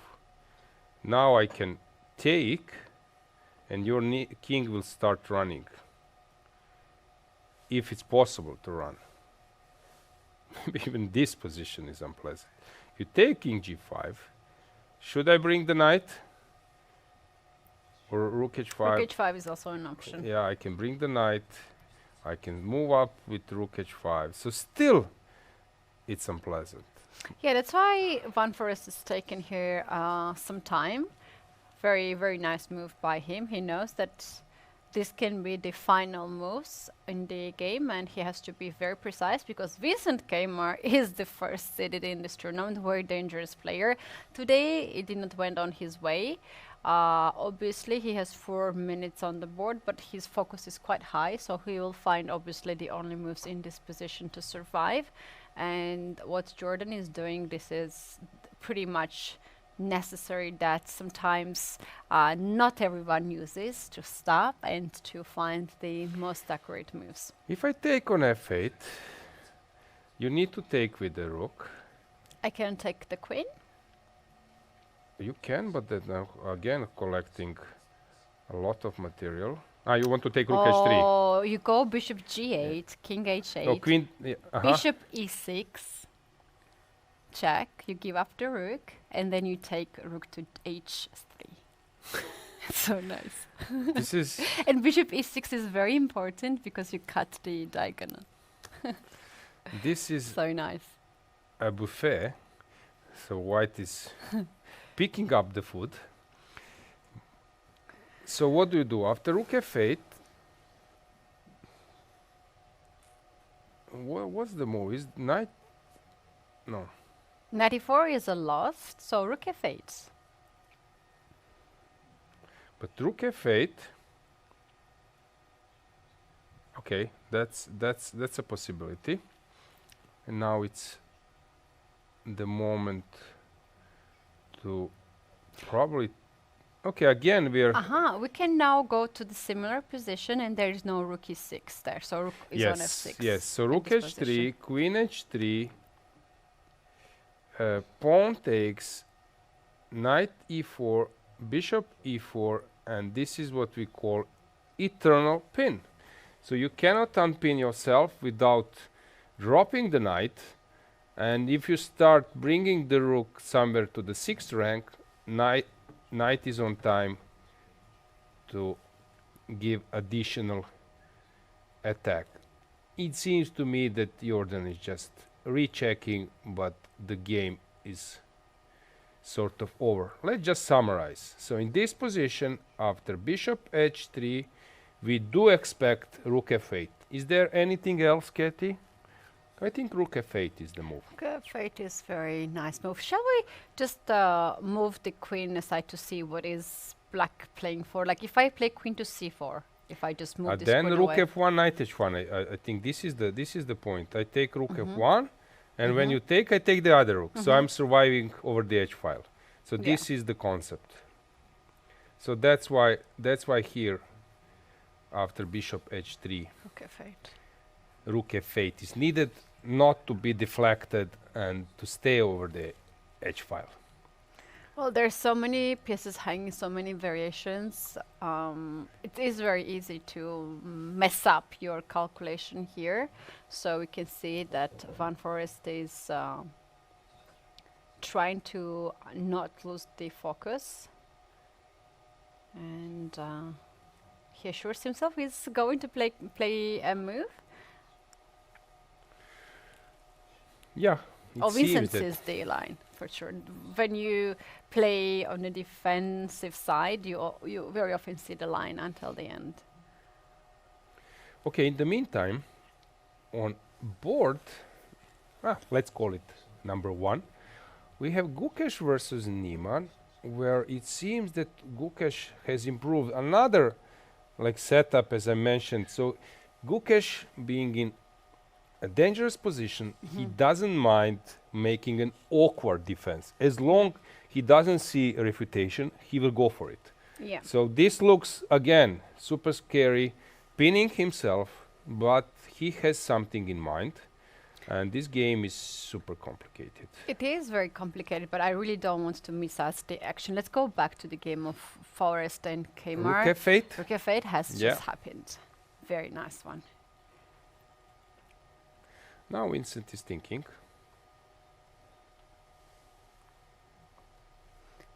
And the other line with knight takes h1, if black takes that rook, we just win a queen there. Yeah, bishop to g8. Yeah, knight takes h1. There is bishop g8. Discover the attack. And can we take knight to on g6 as well? Like When?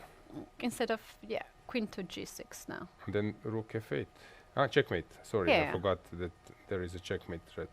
Yeah, that's game over. Curtains.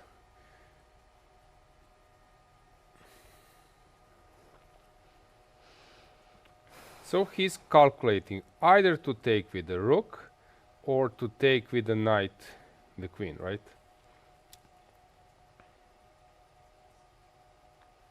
In the meantime, Yakuboev versus David Anton, Hikaru, h5 was played, which looks super dubious, yet it's not so simple to see the refutation. Because black is ready to bring some pieces, maybe counting on some deflection.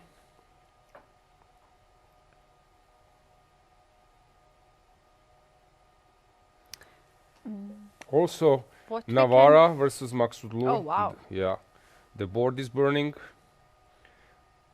Abdusattorov versus Aravind. It's a mess. Some pins, some attacks. It's far from clear. Crazy. Yeah, We you did not follow sign up 3 for games, I this. will follow 2 games. And Yes. We haven't signed up for this craziness in the first round of the Masters. We might not have any single draw, as also the last board that was equal before Aravin against Abdusattorov started to shake a lot. Van Forest, you know what, we're gonna struggle today to choose the game of the day, because Van Forest played amazing game and all the sacrifices, but Niemann did it first, this 93 sacrifice that we have not seen before, things like that, and then Yakubov showed his amazing preparation. That's pretty amazing. I think we're gonna choose between these 3 games, the game of the day, but still Maksudlu, Navara and Aravin and Abdusattorov, they are also trying to compete. we need to praise the level of players' readiness to fight. This is awesome. And as you mentioned, in round robin, I know in my time, like 15 years ago, it was always mentioned that draws counts in round robin. So make some draws, squeeze a bit with white, get to +2, +3, and that's the system. Yeah. But those players are not calculating at all, and this is really Very really ambitious players, yeah. all of them. David Nauer just made a move. We have them on the screen, and there is the game of them on the board 4 on the screen. He made this little move, queen to g3, queen to g4. We can see that on the green color. And his idea is to play knight to h6 next move and win the queen. Meanwhile, I think we're going to have the finals of the Van Forest and Keymer. Let's maybe get back in there. We might have the resignation soon. Yeah, we will have this position with you mentioned bishop g8.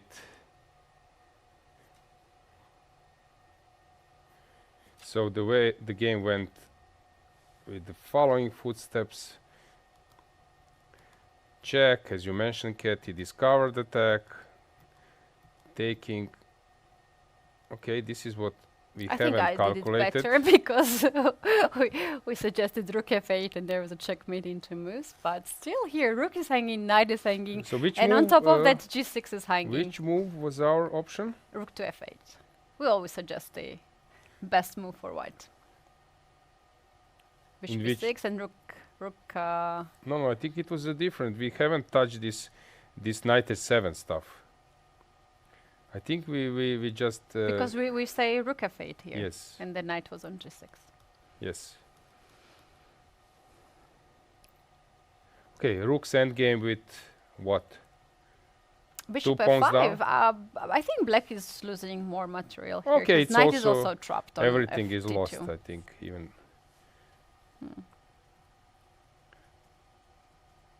Okay, but bishop f5, the idea is to play g6, and when you take, then knight f1, running away somewhere. So he's calculating also to play g6, for example. When you take on d7, he can take with the pawn. Oh, no, knight is running. I need to take first the knight. Yeah, or you can take the rook Yeah. h7. And then it's just that lost. It seems that Keymer is about to resign. And Jordan van Forest being happy with the drawing of lots. What a nice game. Yeah, Keymer in despair. Now he's more thinking about what went wrong. Oh, he's really upset. We can see him. Look at him, just shaking his head. Can't believe this happened to him. And Not quite often that things like this is happening to Vincent Keymer, one of the top players from he's Germany. first seed here. First seeded player in the tournament.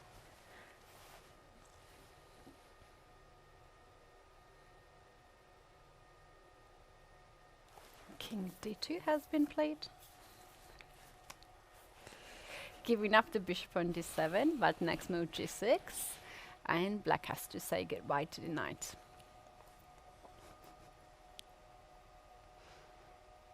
So rook's endgame. Aye, not easy. Not easy to resign, not easy to stop the clock. Okay, he's thinking either to go for g6 or to take the bishop and allow rook's endgame being 2 pawns up. I was already thinking of resignation, yeah? Just stepped aside. g6 is a nice move, actually. Jordan is in a great shape. What is his current live rating? Because we had this match versus Addis Gurel where he won 4 classical games. You can go to live 2700. 20. 700. Oh, okay. Yeah, thanks, Kati. We need this one, yeah? Yeah. So prior to this game, Jordan is around 2700, I think a little bit less. No, he's 2729. Yeah, he got a lot of rating points, and with this win, Oof. yeah, he would jump to war number 17. Depends what 16, 17 depends what Niemann. Okay, maybe 18, maybe war number 18. Oh wow, he's on fire. Yes, he's doing awesome. I think it will be his career. What is his career high? If I'm not mistaken, his career high was, his peak was 27, 20, around 20. 27, yeah, 15. Oh wow, that's amazing. And recently we were covering the European Rapid Blitz tournament where he was showing his Champion. best in the Yeah. Blitz tournament. Reigning European champion in Blitz portion.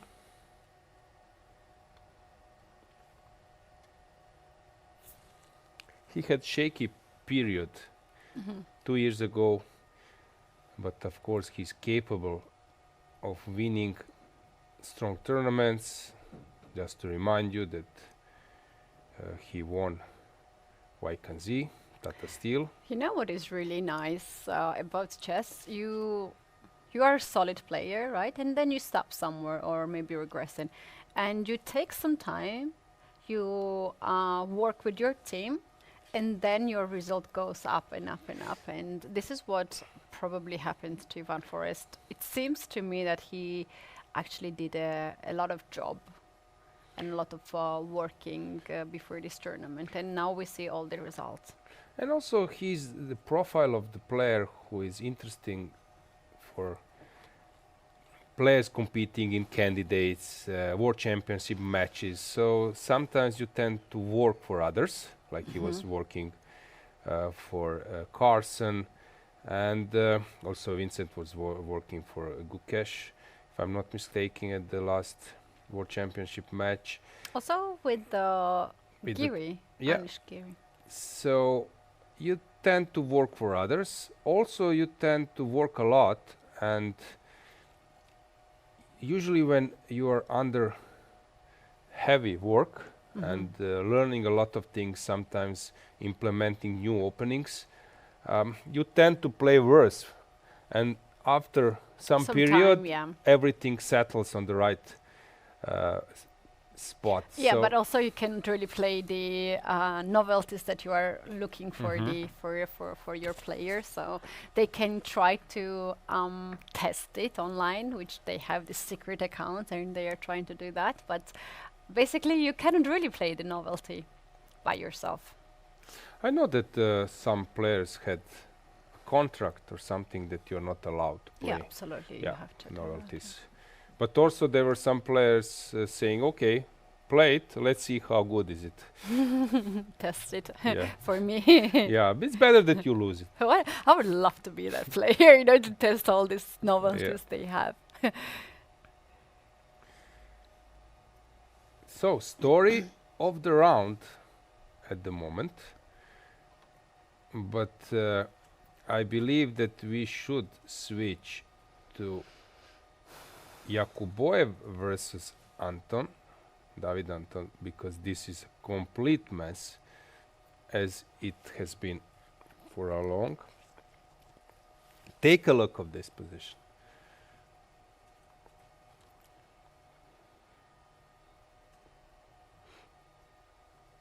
It looks scary. King safety is the key here. Knight b5 to d6 has been played.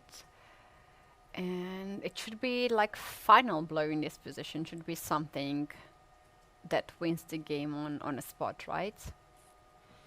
So, white is on the move. What is white calculating? Bishop g5, perhaps? Bishop g5, of course, a viable option.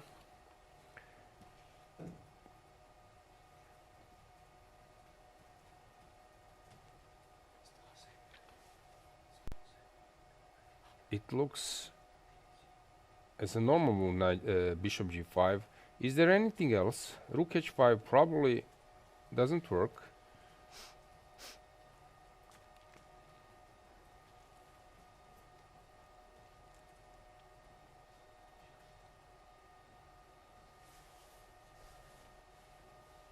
And bishop, is the probably move? bishop goes to g5.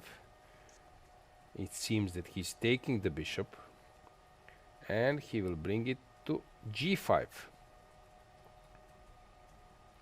And yes, Katie, you were right.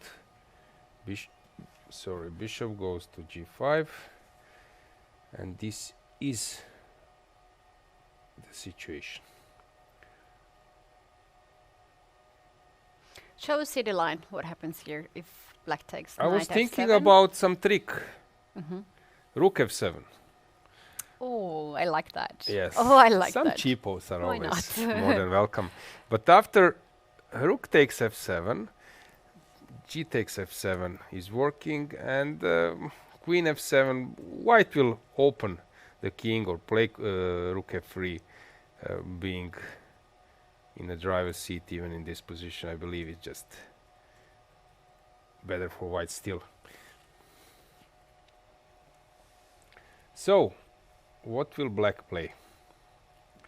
Is there any other defense? I was thinking about knight f7, pawn takes f7, and then queen takes f7. But it kind of transposes to the same line, right? No. But knight f7, I am not allowed to take on f7 because then you take rook f7. My trick, is it? Ah, And you cannot take the queen again. yeah. So this is a defensive resource. Knight f7 has been played. Yakubov is about to make his move. He has to be careful. He takes rook on f6. Yes, I think This is the correct move order, and now he will. Okay, he can can start play with rook rook f3, f3 yeah. as well. Intermezzo. Maybe this is even stronger.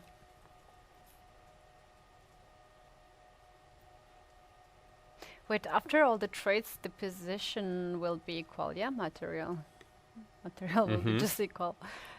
But king safety King is the safety factor. is so important.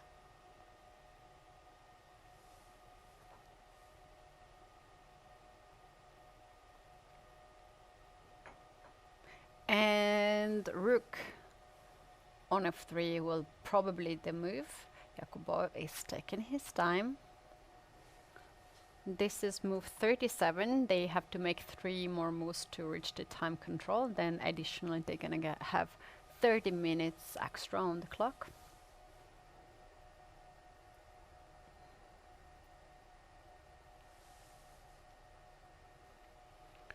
Yeah, he's hesitating.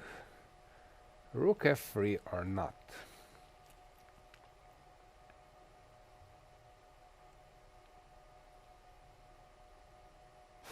This is quite frustrating for black as well when your opponent is about to make a move and he's not.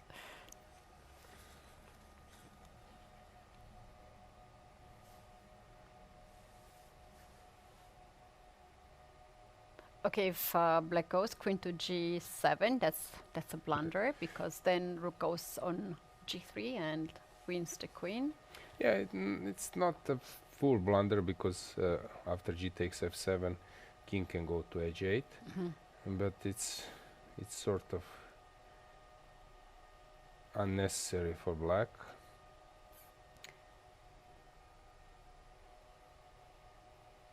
I would rather play queen e7 in this position also to control g5 square, so white's queen will not really get into the game. Or maybe even try queen h4 to activate your pieces with some potential attack on h2. Bishop h6, Yeah, bishop queen c7. e7 is begging to be played, I believe. Queen e7.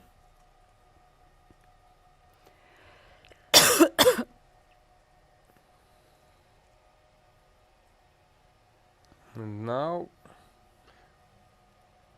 I'm not using engine. I'm trying to find a normal sequence in this position for white. So how to keep up? So rook f5 is not working due to knight d6, so you need to take the knight. I don't see anything else besides taking that piece. No mating tricks with g7, I don't see it, which takes us to g takes f7 as a forcing move. And then, yeah, g takes f7, rook will take. Why? I'm always getting this move back. It's Don't a get it. repetition, always good to No, no, remember. no. Yes, but somehow system is immediately getting me back one move.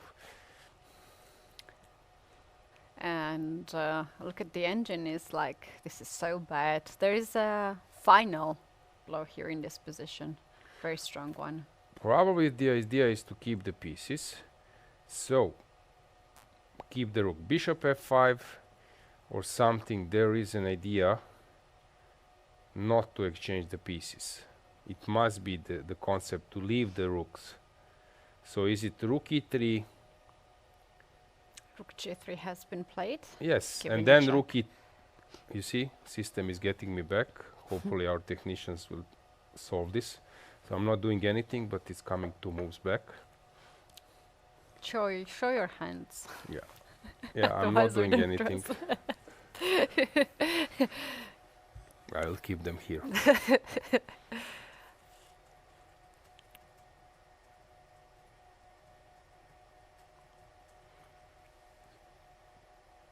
So I rook wonder rook g7. g7, yeah, what happened Yeah, to rook what g7? else? Because queen h8 is coming, so I don't see anything else.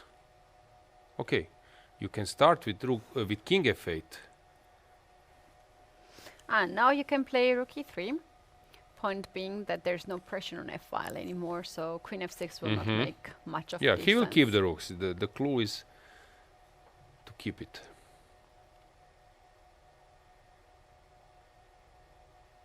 You see, I didn't do anything. My hands are here, and suddenly I'm having a different position, and I need to press.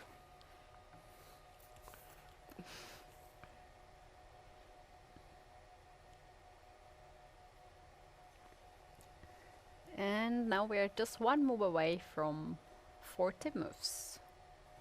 Or maybe it's already 40 moves. So you need, it's no, 32. eight, No, 30, eight, yeah, eight okay. moves. It's a lot. So queen needs to move. Yeah, but queen e2 is coming. This is the way to win this position. It's not so simple because engine is screaming that that was an easy job, easy task. But now queen e2, if you don't see this subtle way of playing rook g3, then coming back to e3, and then coming with the queen behind, building a battery, you won't be able to win it. So without engine, some people would need to spend 4 days to More find time. yeah. But with engines everything is simple. Like solving, I don't know, some mathematical tasks without But also calculator. when it is your own game, you're so much into deep variation. Now we're jumping from game to game, and it is really tough to understand what is happening. But Yakubov was actually blitzing out all these moves. He was just double checking, but he knew exactly when he captured the knight on f7 what would be his next. He didn't really invest that much of time after that. Yeah, he's very good in calculation. I recall, Katie, when we were in Goa with the World Cup, and Aronian was there, knocked out by Arjun with that sacrifice. I believe people will know it. And then we had this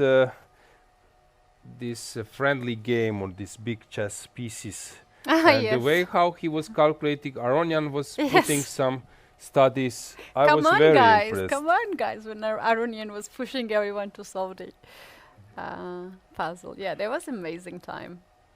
So here, rook e3 was just played, and David Anton is spending a lot of time. maybe it's a moment that we switch to Gukesh, since there Gukesh is on 7 minutes, same as Hans. It seems that white managed to stabilize. White is getting ready to leave the exchange, but I'm not sure that this is favorable for black.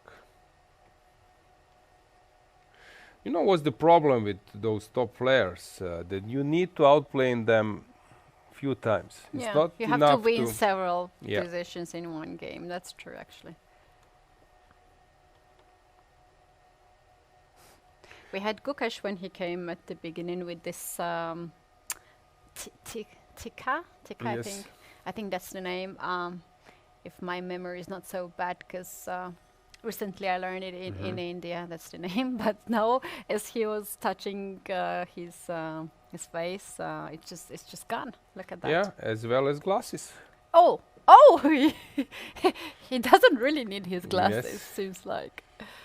Yeah, that's Okay, true. now system is again getting me back, so I need to press.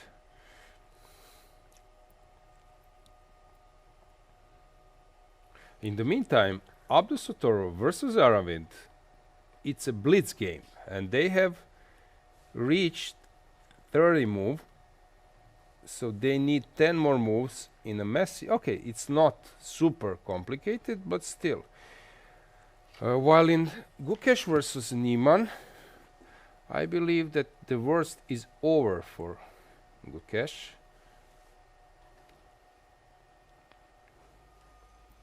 Oof. G4. Okay, black wants to set up maybe a defended passer on h3. When king will be moved, h3 is coming. And it's not easy to live with that pawn on h3. As you could see, the playing hall is getting packed with people. Yes, that's true. And we also have some visitors in our studio. Yeah. Hi guys, if you see some good move, Let us know. yeah, don't hesitate to propose it. Wow, this is pretty We also amazing. accept blunders, then we sound smarter. Look how many chairs are there, and a lot of people just came to observe the games. Bishop d4. Okay, he happened? wants to Yeah, put his rook on the second rank. If you take with the knight, c5 will follow, and then rook will go maybe to the e2. But I'm not fully sure. What is Hans up to? If you take with a pawn or with knight, I was thinking maybe black's idea is to play h3, and then to play c5 and rook to e2 to kick Yeah. this king backwards. One thing, can we go to Fun Forest versus Keymer? It seems that the game is over, or my clock's okay. Clock is not correct, it's not zeros. So the game is still in progress. It should be in progress. This is move 41, so they have extra 30 minutes on the clock. Unless there was an issue. Can we zoom it? Do we see the clock? Let's go full screen. Is there a chance that we see the clock? Not really. So, Oh, yeah. do you see it? There are numbers there. For sure. It's normal. Yeah. I thought that there might be an issue with the move number, move counter, but it's not the case. So Keymer is thinking, we don't know his clock situation.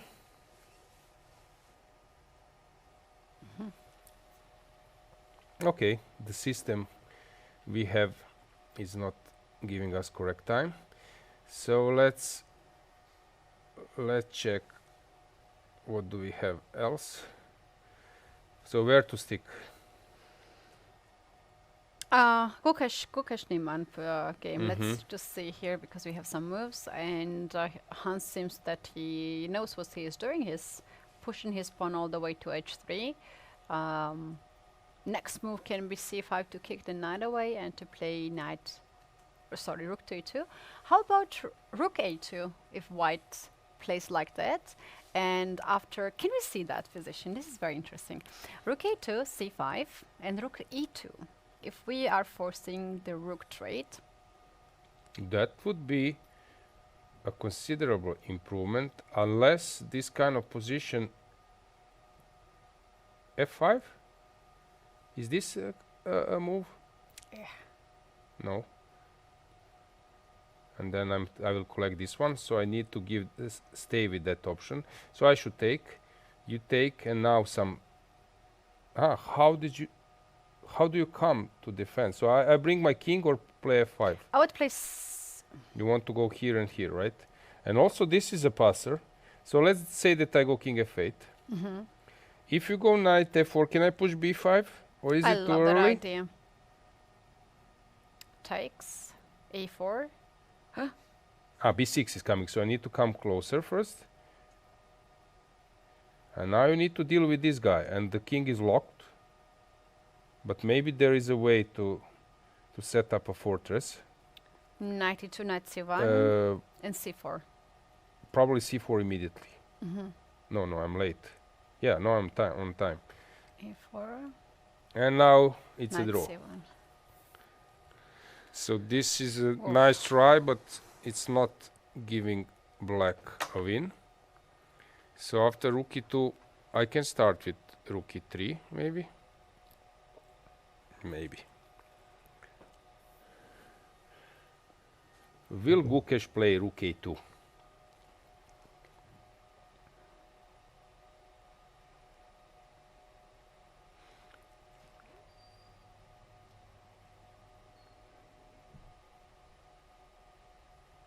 In the meantime, Abdusattorov versus Aravind. It's a big mess. Take a look. So who is better here? Probably white. White is a pawn down, but h5 is coming. And Aravind is super long time. Let's go there for a second, because I think that he needs to blitz it out. So this is the position. h6 just been played. Hold on, can I take twice on f7 and queen f5 then? It's possible, but maybe he's searching for something more. Better. You can start with h5 if you want to go all in and play for some tricks. If you go h5, I take, you take, and now a queen c4 is winning. And you cannot defend over the diagonal, and rook is about to take on f8.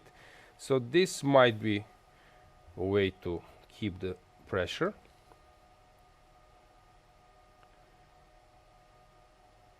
Navarra has managed to outplay Wow, look at that. I was just Parham. looking Take at a look. that. The rook is locked. How this rook will enter the game? Okay, it's connected with white's rook position. But now if we get rid of those two rooks, maybe some f3, king comes, and you will lose. Yeah, because on e4, f4, and rook is lost.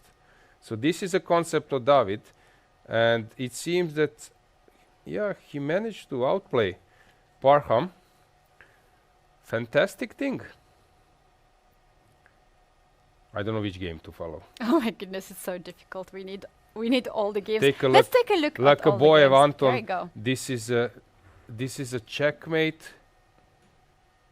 And you know what? But he's 50 Gukesh seconds. and Niemann, they have this position that we were analyzing. Let's stay here because the clock is ticking. 40 seconds, 6 more moves, and it's a real challenge for Nodirbek. Some killer blow is around, but it's hard to figure it all out. 6 more moves to be made before the time increment. And he will probably go somewhere with the rook, but he needs to calculate bishop d4, sack. Desperado bishop, which was not playing. Rook e3. Okay, not rook e3, but system always brings me back. Hopefully we'll solve this glitch tomorrow. And the idea is rook f3 now, so black has to watch out that idea.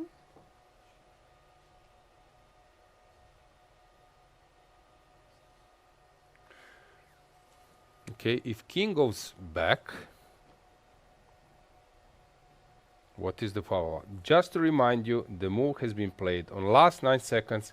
I see Keymer walking, but he's dead lost. It's not about that he... I like is- that he's looking at others' problems while he has Yes. his own problems on the board. Yes.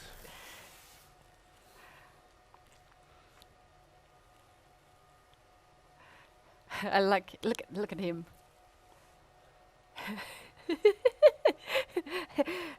Pretending that only others have problems and not him. Yes. Well, Hans and Gukesh really did not disappoint us. Both players did a great effort, as well as these two players, Yakubov and David Anton. Rook f3 is a threat. You asked the question, what if king goes back on Jade? Rook f3, and then my queen gets into the game. Queen 8 comes afterwards. Look at that. It can be the final Yeah, moves for those black. two squares you cannot cover with your queen, so penetration will happen. This is the key. Earlier you mentioned just, I think, 10 or 15 moves ago about this bishop on b6. This bishop has not even moved, has not played any role, and it turned out that white had extra piece always throughout the game, and yeah, because of that passive bishop on b6, black's king has been always struggled. It's amazing also how Abdusattorov has managed to create something out of nowhere. He's really fantastic player. It seems that he's pushing versus Aravind, reigning champion, but we cannot follow all the games simultaneously. We are actually hoping some game to Finish, steer out, yes, but yeah. it's actually doesn't happen. It seems that Gukesh has made a mistake, that something went wrong. But I'm trying to figure it out. What? I don't know. Maybe the pawn on a4 is hanging now, and that's the problem, that you have to stack this rook on a2. Parham Maksodlu has just played the move on the last 2 seconds. David Navara cruising towards the victory, which will be a serious boost. If I'm not mistaken, he's a last seeded player. Of course, we know how strong he is. To start this tournament with a win, with a bank, would be a serious thing. So, big kudos to David. You know what he can do? He can play king g3. I think he just did that, with the sneaky idea of king h4 and f4 then, and to win the rook. Materialistic approach. That's why king needs to go to h6. Oh, that was super cool. Yeah, let's stay with this view because boards are burning. I don't know where to go, what to follow. King g7 was just played, and Yakuboev on 50 seconds. We can go with the camera maybe there. And just played rook e6, which is a winning move. Played on last 11 seconds. Now David Anton, 20 seconds. Now it's not about saving the position, it's about putting a serious resistance, at least to confuse your opponent, not to lose on spot. Playing call packed of spectators. And bishop sacrifice. Ooh. Played on last 3 seconds. Takes. Queen takes on d4.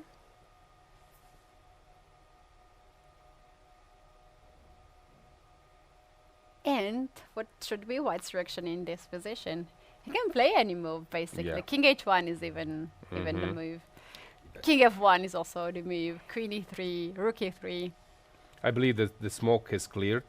So let's go somewhere else. Let's check Abdusattorov versus Aravind. What's the case here? Aravind, last 20 seconds. One more move for white, 2 more moves for black. And Queen to again this system. Okay, what to do? Queen a2 just been played.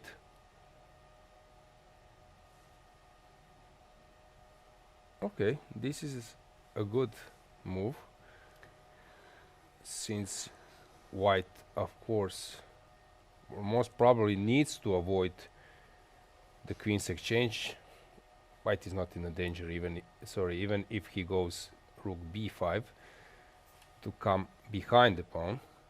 But Nodirbek would, of course, love to keep the tension, to keep the queens on the board, and in that sense, some move like queen c8 or something would be preferable, but it's not so simple. h5 is coming.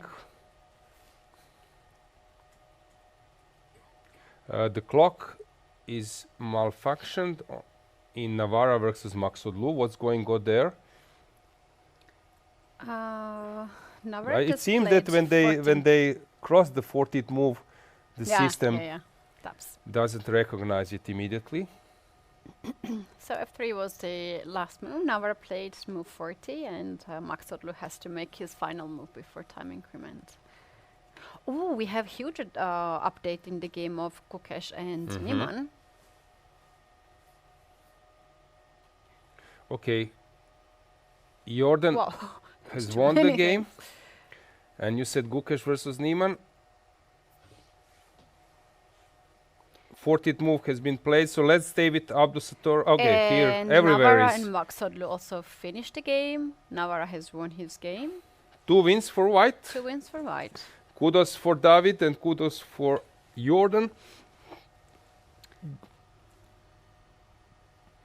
And the game of Gukesh and Niemann, we have to go there to see what has been changed. 40th move. Let's just briefly conclude. So in David Navarra versus Parham Maxodlu, the point is that this rook is sort It's a of lost. zugzwang. Yes. You Okay. cannot move the king, you cannot move the rook on g5, and you cannot move the rook on b6 without losing something. But this is fabulous Oh my goodness, this is so position.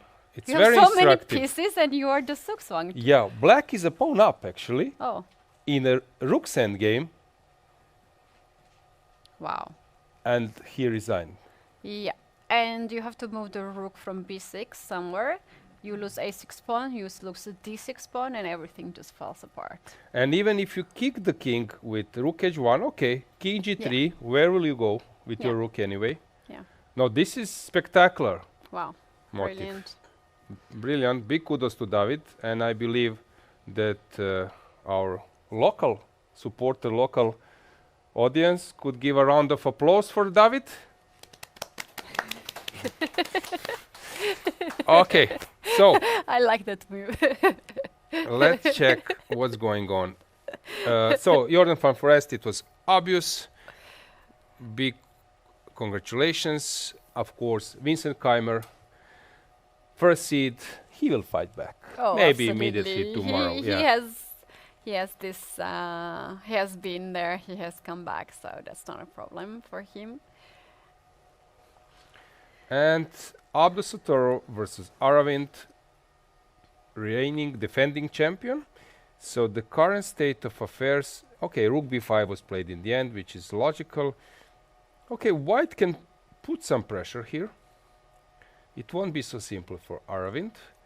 Well, now the threat is c5 to lock the bishop and to capture the pawn on b4 next move. This knight is Oh yeah, I just don't like that knight there. it's misplayed. Yeah. Okay, in Yakuboev versus David Anton, okay, as I mentioned, you need to have 3 connected pawns, but this actually works when you are in an endgame, not with desperately unsafe king. So white players are pushing.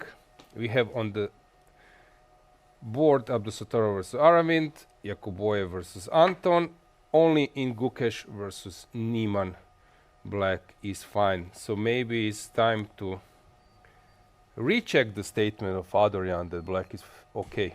In modern chess, maybe that's not the case. G4. Oh, what a move. I love it. I love it. I love it. This is a final blow. Oh, What a move. Now, if you there are take... so many moves to win this game. He has just extra piece, but G4 is a style.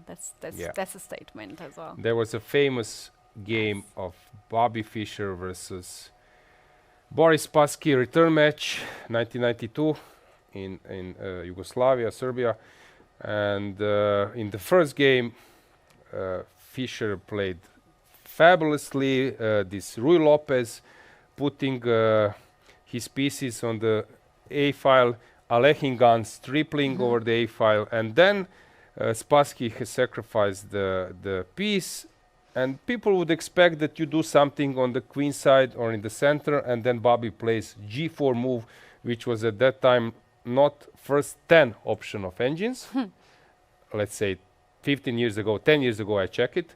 But when you play the move, engines suddenly to approved change, and say this is the best move. Yeah. Yeah. So it reminds me a bit, because when your opponent is having an unsafe king, you don't want to open your king, or when you are material up. G4, I a love this classy move. Very classy, yeah. Okay, how about Gukesh versus Hans Niemann? Can we dig a little bit what's going on here? Well, we have huge updates here. The F pawn has been gone and has been traded to A pawn. And now another pawn on to C7 is hanging as well, but seems like Hans doesn't really care about that pawn. So what happens after knight to C7? You just give a check on A2, I guess. And will black pick up the pawn on G3 with rook G2? Probably.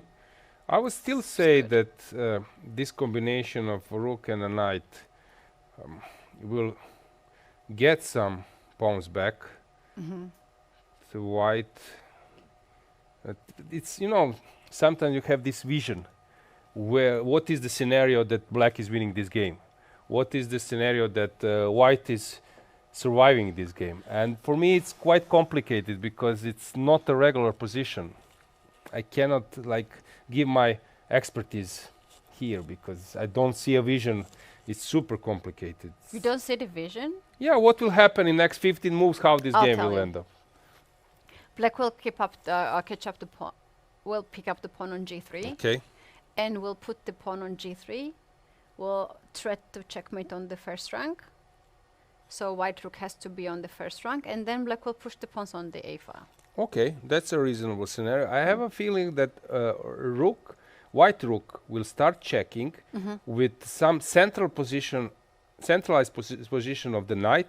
And if you step somewhere, there is a tactics that I sacrifice the knight and collect 2 pawns or something like that. I have a feeling that this might be a scenario for white to hold, because we can see that engines are actually not saying that black is winning here. Now engine is in favor of black, but it doesn't say that white is lost. That means that, as I mentioned, that combination of giving some check and then you have some mind squares, this is the way how to protect some squares here. How about challengers? Shall we go there? Was the case? We have one draw, Divya versus Ledura. We mentioned that it's a bit too solid, and Divya was much better in the final position, but they were super low on time, and Benjamin is higher rated player, and yeah, this is something which probably Can I White suggest took you into the something consideration. to amaze you? Sujiner against Nemat is the game that you will be impressed, because white is just a rook up in this position. But look how squeezed is the king side. This is This one is of crazy the one of position. the most beautiful position I've seen for a while. It reminds me of MVL versus Morozevich versus MVL in Bill when Rook was on h7 locked, and Morozevich is not taking it. So what's going on here? It's spectacular position. If you want to untangle yourself, you need to go bishop g2 and come with the rook out. But then at some point when you go rook h1, that will be a tempo. No, but this is fabulous. insane. Now it's sort of okay. Jakuboy has won the game. Now it's sometimes pity because you have some games which are spectacular, but Yeah. they are not in limelights. Can we see where black gave up the rook or white won that rook? Oh, this happened. Okay, deflection. If you take the bishop, queen is penetrating, so this is a deflection, offering a bishop, but then taking g3. Okay, a Wow. piece up, but a strong activity, which was probably underestimated by. What? Now the rook was here. How it end up? Wow, I like how black played this game. Fabulous game, spectacular game. Big kudos to both players. Wow. Pretty amazing game. What a game. And black just plays without a rook.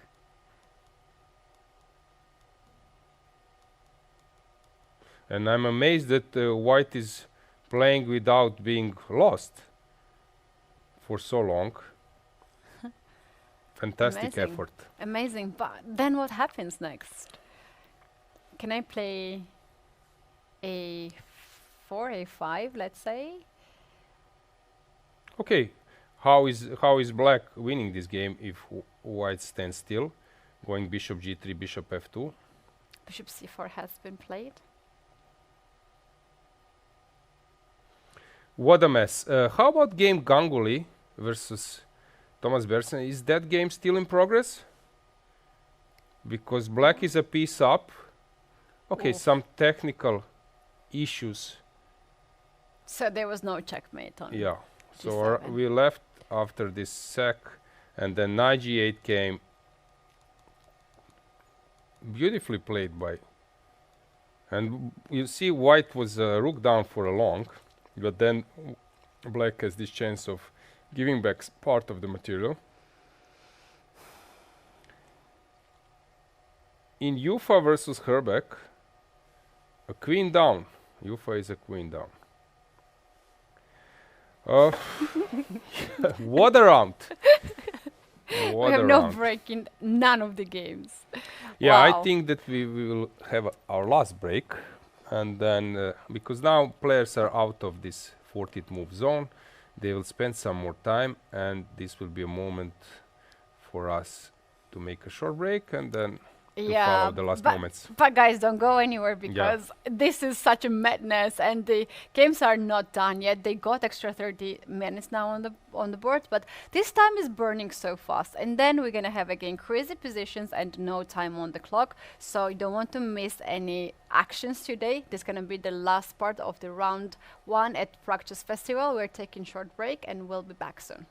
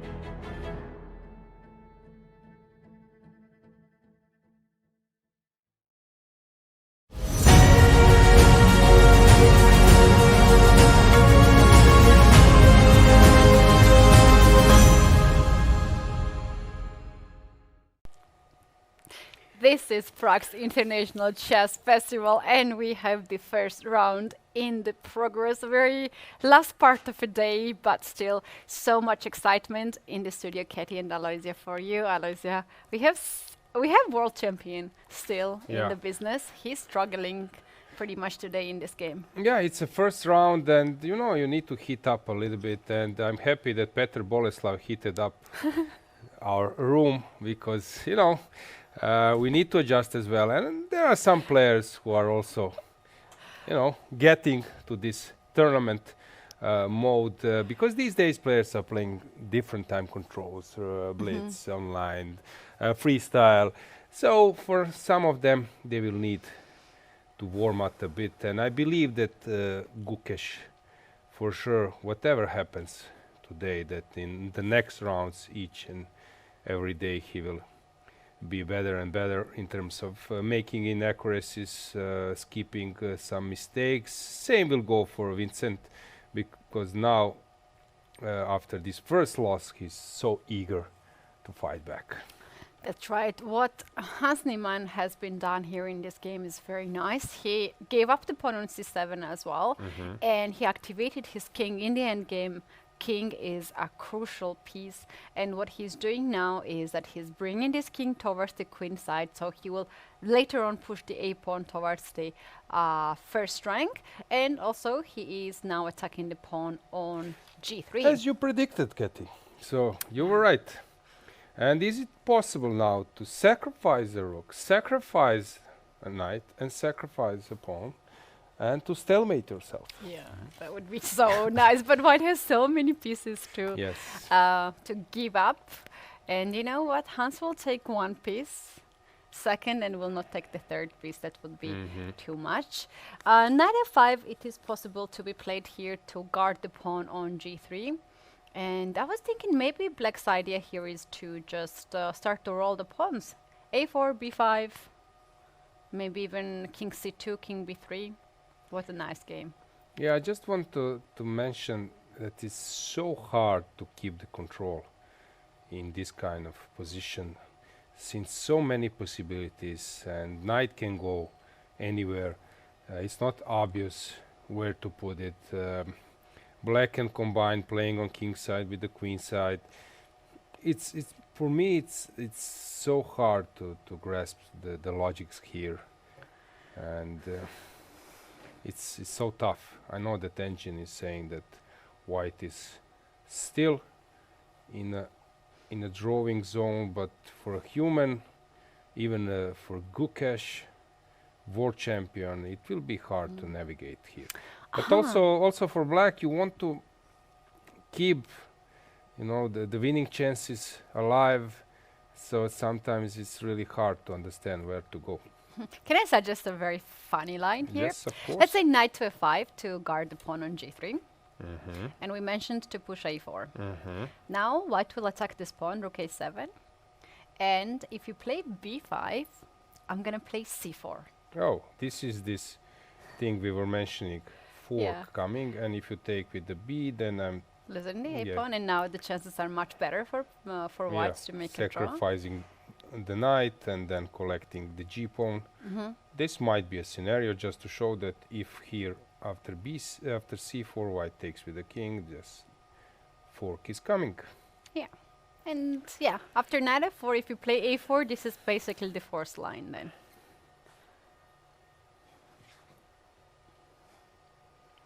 But And he plays c4. Gukesh has different agenda. Still a normal move, yeah. Not missing something, but Niemann is a bit surprised. Well, his point is that when you take the pawn on g3, then I will play c5, and I will just try to keep the g and h pawn alive. And sometimes there are some positions when it's a draw, right, with the g and h pawn, but not this one. This one is lost. The king is already pushed too far.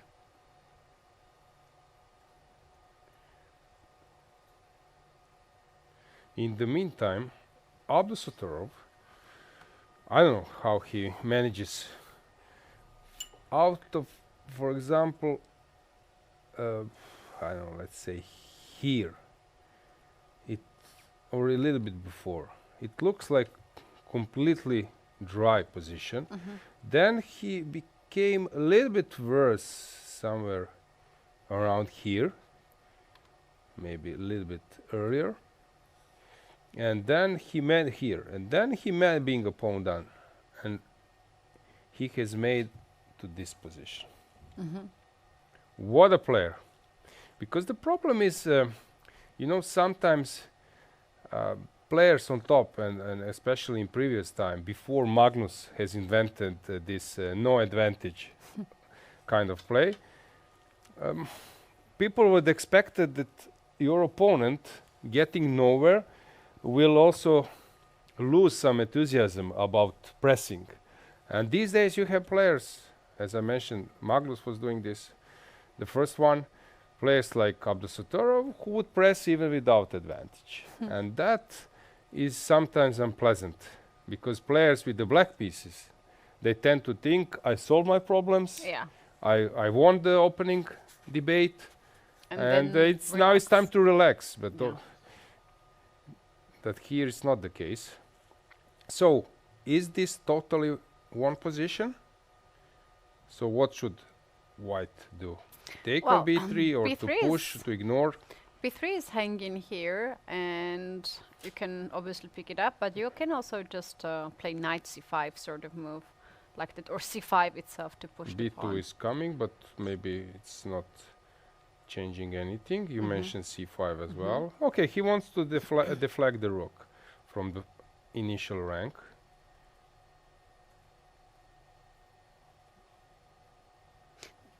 This Can knight I is keep up? terribly No, probably not. You can just take. terribly pinned, right? Yeah, so I can take, and we will end up with a pawn up, and still this helps white. Lot of potential. I think that Abdusattorov will win this one. In the meantime, let's just briefly check challenges before coming back. So Ganguly has lost the game. Finek versus Biere, 4 against 3. Just to remind you that, for example, Garry Kasparov lost that endgame versus Piquet, the Dutch player, Dutch grandmaster. It was played over the internet with help of the computers, and he actually misplayed it, ended up in a well-known afterwards system where white sacks a pawn and wins a pawn set game. Very instructive way. You can check it yourself. Piquet was aware of that detail. So it's possible to lose 4 against 3. There were many cases. I've lost. It's quite painful. You think it's equal, you know how to do it, but if your opponent burns the time from your clock, then in the time pressure, this is not easy game at all. Zhuzhiner versus Nemeth. This is Joachim Nemeth. This is, I don't know, this is fabulous game. Memorable game for sure. They Both players. both did play a really good job, actually. Both of them. Zhuzhiner started, and then Niemann take to cover the craziness in this game. Yachim is the name, Yachim? I Or how think, would you read? Yachim should be, but Yachim. maybe Yachim. our Yachim. Okay, so my bad. You're right. Nemets or Nemets? Nemets. Yachim Nemets. But I know I played this part of it long ago, and there was one city, Hrudim, if I'm not mistaken. So you don't read this first letter, maybe. Yeah. Yeah, So- seems like White gave up the bishop, as you were pointing out earlier, to just to get some ideas here in this position. So then next, bishop can also go on h4, and then rook will be free to move away. How about Ufa versus Hrbek? Stepan is... Hang on. He's winning, right? He's totally winning. Is there any way for White to save the game? Doesn't seem so. So there is a perpetual threat. So you just need to stop this. Probably bringing queen somewhere. How about queen e1? Check. Okay. Check. Probably, yeah, this should be a dead lost position for Danil. You know, when you check Danil's games, there are some games like 40 plus moves. Usually he gets into this kind of positions. It's really fascinating how he's able to create a mess. Let's see one funny line here. If White plays rook to f1, covers the check, I go queen to e2. You play rook to f2 to avoid checkmate. I take that twice and I push b2. That's a cool line. I And love the it. bishop is so far from the action. So bishop f1 was played to avoid this scenario, but now there is no support for rook g4, rook h4 perpetual. So probably now some just moving the rook. I don't see a threat. Is there a threat? No, g5 is a square for the king for sure. So queen e3, king h1. And then maybe rook Rook. b1, Yeah. just to have this option of sacrifice and pushing. Okay, big start for Stepan. To win the first round with the black pieces against one of the top seeds.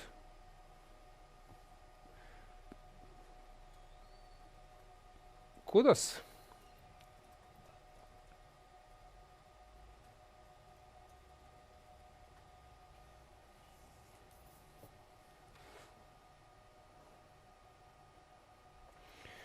We got a tip for our Tadea Scribble that Stepan is reigning Czech Ooh. champion. Oh wow, that's amazing. But also we have to mention that Navarre didn't play. Navarre is first seeded. Have you Okay, the legend of the Czech. Did you chess. play this championship, Tadeas? He got third place. That's why he was mentioning. I know why he was saying this to us. Now I got it. Yes, okay. Congratulations for that spot. I guess it's not bad to be third. Okay, it could be better. So,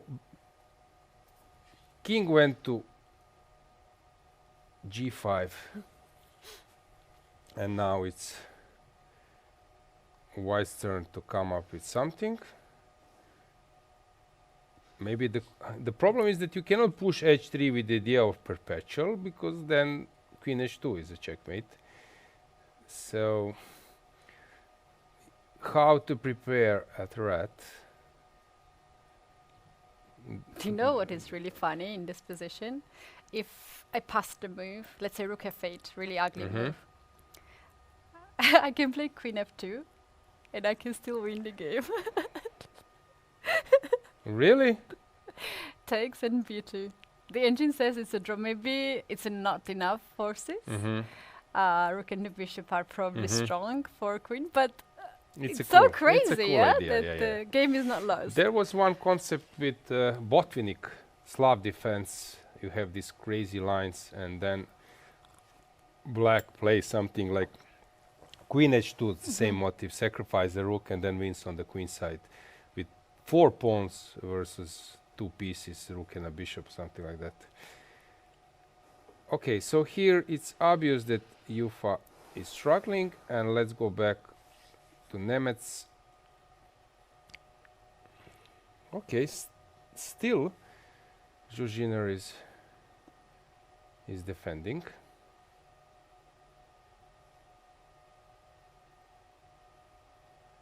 But hang on, here Jonas lost a pawn.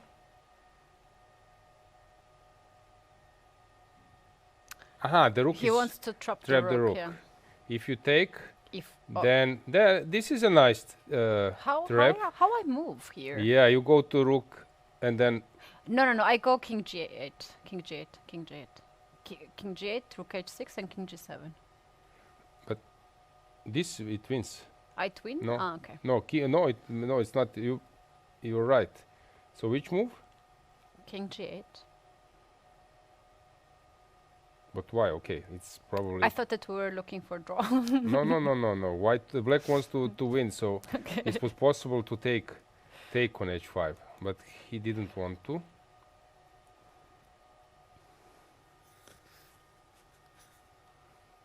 So they are sort of repeating.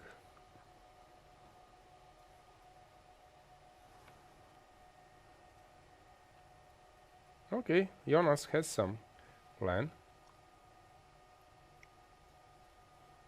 Let's go back to our main group. Let's go to Masters. So Gukesh played c4, and Hans Niemann is thinking. Abdusattorov is thinking. Not so simple to understand what's bothering those players. Shall we mention maybe, Katie, futures that we have youngsters playing in this tournament? It's very colorful lineup. It is indeed very colorful lineup. We do have local players, 3 girls, Markina Sofia, Stara Susana, and women candidate master Anna Herskova. Then we also have 3 Polish players, sisters Lila and Kaja. Wait, this oh, that's I have to pass this test. Rzadkowska, and we also have 3rd Polish player Angelina Goyan. We have also Italian chess player Cleo Allassi, German player Lilian Schirmbrak, and Latvian player Alona Telmetsova. And the final player in this futures tournament is women candidate master Jordan Kristina.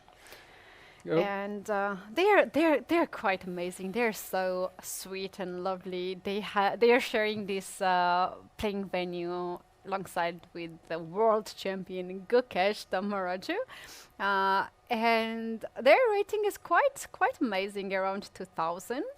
And also they are the prize winners or the champions of their own country, or Europeans and the world at their own category. It's a mixed field, players being 11 years old till 14, 15. There was an opening ceremony. They were the one invited to the stage, and then they would be connected with top players, getting an autograph, and they were taking photos with them. There are women players. I know that we were mentioning before that in your youth age it was not simple to make a breakthrough.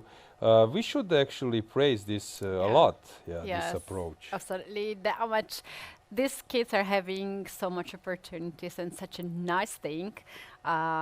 This is the additional thing of the Prague Festival, right? It's possible not to do it, but they are doing it. It's as a woman player, as a woman chess player, I actually admire this opportunity for the young girls. From my club, from Polish club Hetman Katowice, we have Lily here. She's the sweetest girl, and she's a really tough player. And I know how excited she was to get this chance to play alongside with the Gukesh, for instance. But you know what's so funny? Yesterday, after the opening ceremony that we had, this official part, we had this after party, right? We had some drinks and the food, and people were chilling there, like hanging out. These kids, they started to communicate so fast. They don't knew each other before, but they became so close, and they were running around, and I was just laughing because like earlier they had to walk together with Hans Niemann and Gukesh, and then they were kids, and they were making these TikTok videos, and you know this trend 6-7. Yes, of course. 6-7. They were doing it. They were like making the videos and the selfies. It was so adorable that they have opportunities to play with the best of the chess players and still being kids and enjoy their time. Yeah, I would just like to praise once again the organizers' approach to pick up youth players, women players, female players, and also Petr Pisk is involved from Czech Republic, who is taking care of all those players. He's around sort of 24/7. This is something, especially now when we have this Chess Queen Netflix documentary about Judith Polgar and her breakthrough, being 12 years old and youngest grandmaster at the time with Bobby Fischer, breaking a record. It's something which I think will help women players in future to get more, to make a breakthrough and to become chess professionals.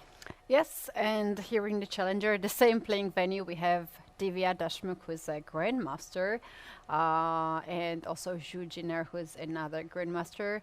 It is true that we have less than 100 female chess players who have achieved grandmaster title, but yeah, the opportunities that has been missed in the women's chess now is given slowly, but it is given. Yeah, once again, big kudos for that, and yeah, looking forward to see those players maybe making a breakthrough and coming to the very top. In the meantime, Niemann has played this king d4 after c4, which is a bit surprising that he's coming towards the check. Usually you run away from the knight, but here he has something in his mind. But let's go to Aravind, or Abdusattorov versus Aravind. Since here white is a pawn up, having a control, keeping the pawn defended and 2 squares away from the promotion. Tough time ahead of black. Knight went to e5. Sorry, the system is always getting me back. We will need to fix this tomorrow. So knight e5. Just been played. White can push the pawn even further, but then the problem is he doesn't want to allow king to approach. You don't push on d7. Yeah, so this is actually the point. Then you are allowing black's king to come closer, and then this pawn will be lost. So black is planning on that idea, maybe also to come this way. So I would say that white needs to do something quickly. Of course, white can secure. I like rook to b8 to kick this king on h7 to start with, and then bringing the king maybe. Bring the king. We can bring the king, and if you play f5, then I will play king to f4. Yeah, but there is rook c4. This is what bothers me. After king h7, there is knight c4 threat.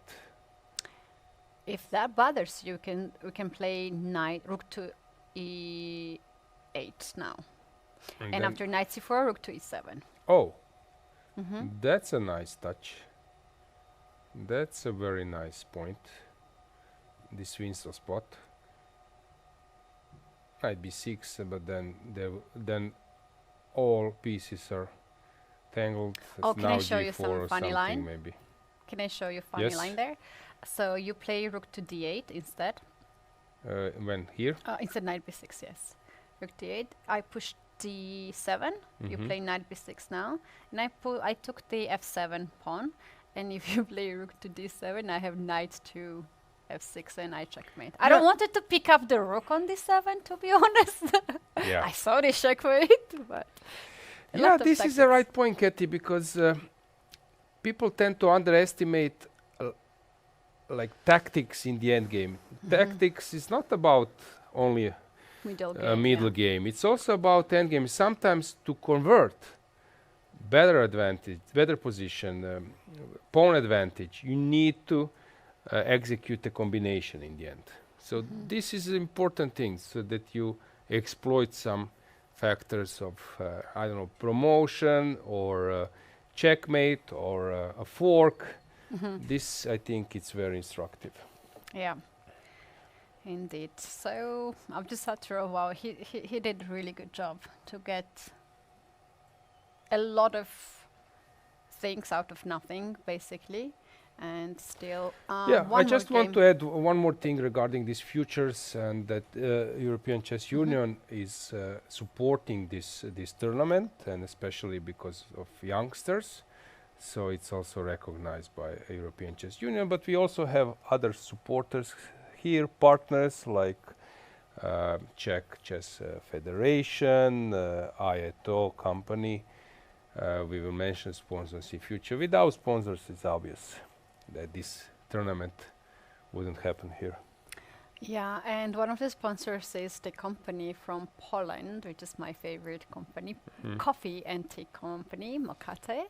They are also supporting and providing and giving us this boost of the drinks. Also, we saw players are enjoying that during the game, because some of them might stay here for 5 hours to play their game, and they need, of course, some drinks. So rook b8 check, following your footsteps, king went to h7, and rook e8 was your move. Kathy, you were perfectly just right. copycatting me, like, I don't know, Yes, like, very nice I move. just don't know. Yeah, I would say that you improved a lot in the meantime. You're playing like Abdusattorov. Yes. So rook e7 coming, and what do you do about it? Don't push the g pawn, because blunder alert says knight f6 wins on spot. You can play f6 because it's also blunder. I think immediately after rook e7 you're gonna have a lot of issues on the board. Okay, still then you can move the king, so maybe it's not. Yes, and I have f4. Yeah, deflection, very good. I think Abdusattorov is aware that he's getting closer towards the victory, which would actually be a fourth win of white pieces. Yeah. Today we have White's day. We have Yakubov winning with white pieces, Van Forest, Navarra, and Abdusattorov now also having quite big advantage, if not winning. Yeah, I think it's winning. Yeah, we can just safely say that. What does this mean? This mean, okay, black was having a perfectly sound position, but it means that still it's not possible or easy to liquidate with the black pieces. It means that one e4 works. Yeah? Yes. We have all the games e4 today. Like Bobby Fischer would say, best by the test. One e4. Yeah. 4 wins with the white piece. That's something. But actually I don't feel so happy about it, because I'm a d4 player. Me too. As well as you are. Yeah. So, Doesn't feel so good. maybe we could have done more in our careers.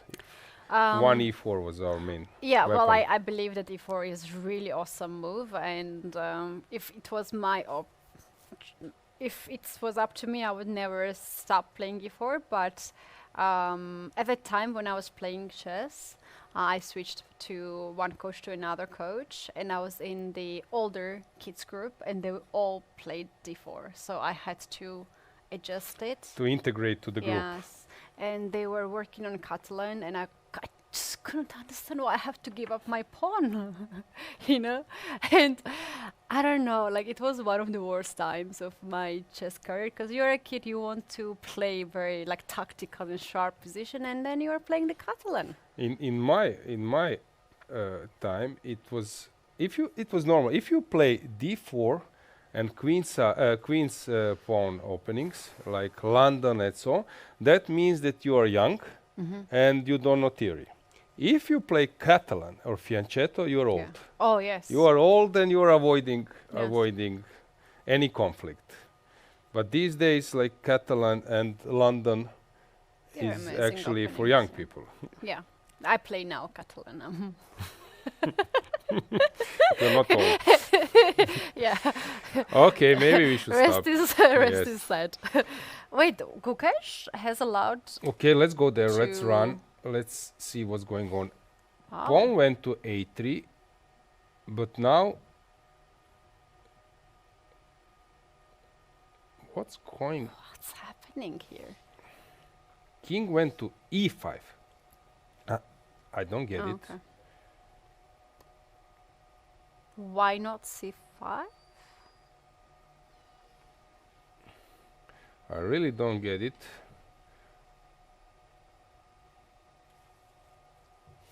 Knight takes a3, rook g3. And actually, we are having this kind of position, Katie, you were predicting, I don't know, I 20 moves predicted ago. Better 20 moves ago. variation. So what's the case here?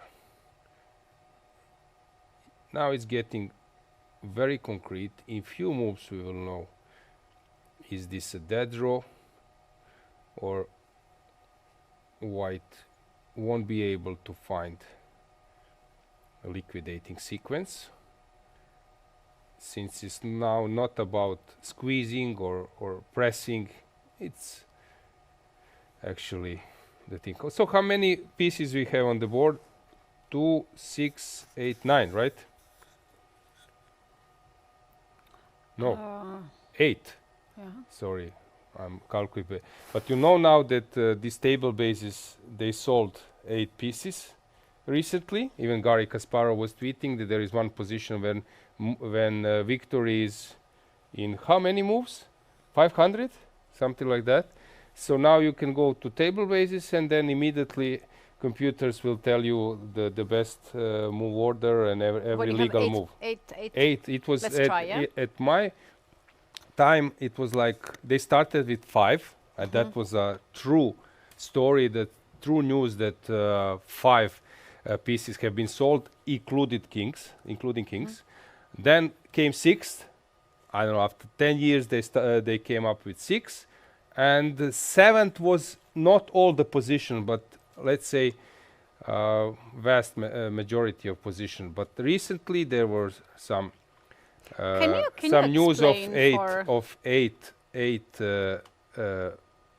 pieces. Can you explain for some of our viewers who have never heard about table base what it is? The thing is that before you had engines, and engines were analyzing the position and giving you better position, winning position, and in some cases mate in 16, mate in 15, mate in 20.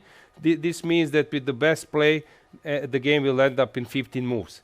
And whatever opponents do, you could deliver mathematically. All the moves are covered. It's not that it's only the main moves. All the moves are covered, and it means that computers are able to solve 7 or 8, but can you imagine how far is of solving chess if they are struggling to solve 7 pieces on the board, and we had 32, so it's far away of solving chess. Yeah. So so now you have integrated table bases to some engines. You turn on the engines. I think Lichess or NeverChess.com have it. When you when you Set up the analyze, position, it will immediately say final conclusion, mate in 25, mate in 26, draw.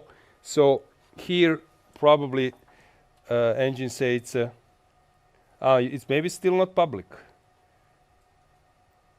Yeah, still not found in a table base. Maybe it's just source which is not public yet. Which one you went? Can I try? Yep.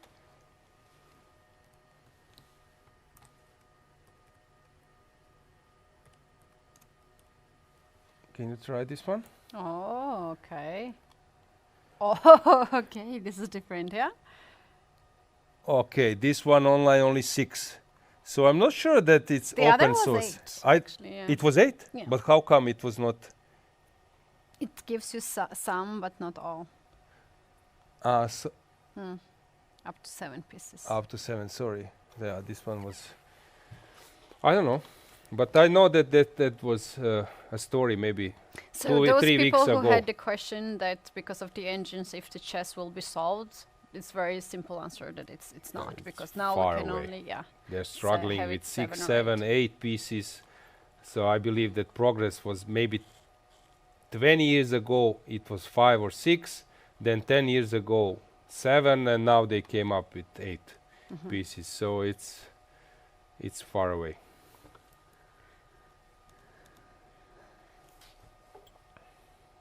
But you know, this knowledge of table bases, the problem is if you turn table bases, you will get a final conclusion, but you won't learn a process.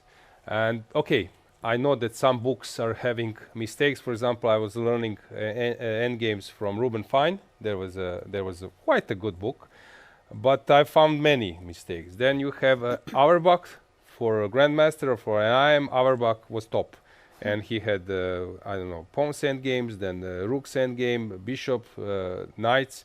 It was like queens and maybe 5 or 6 books, and that was very, very, very good.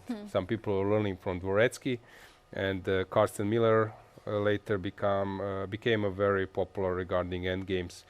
But the point is, you could get some mechanism, for example, how to win a knight and a bishop versus king, because if you turn on table bases, you will get the best possible scenario, but you won't learn the process.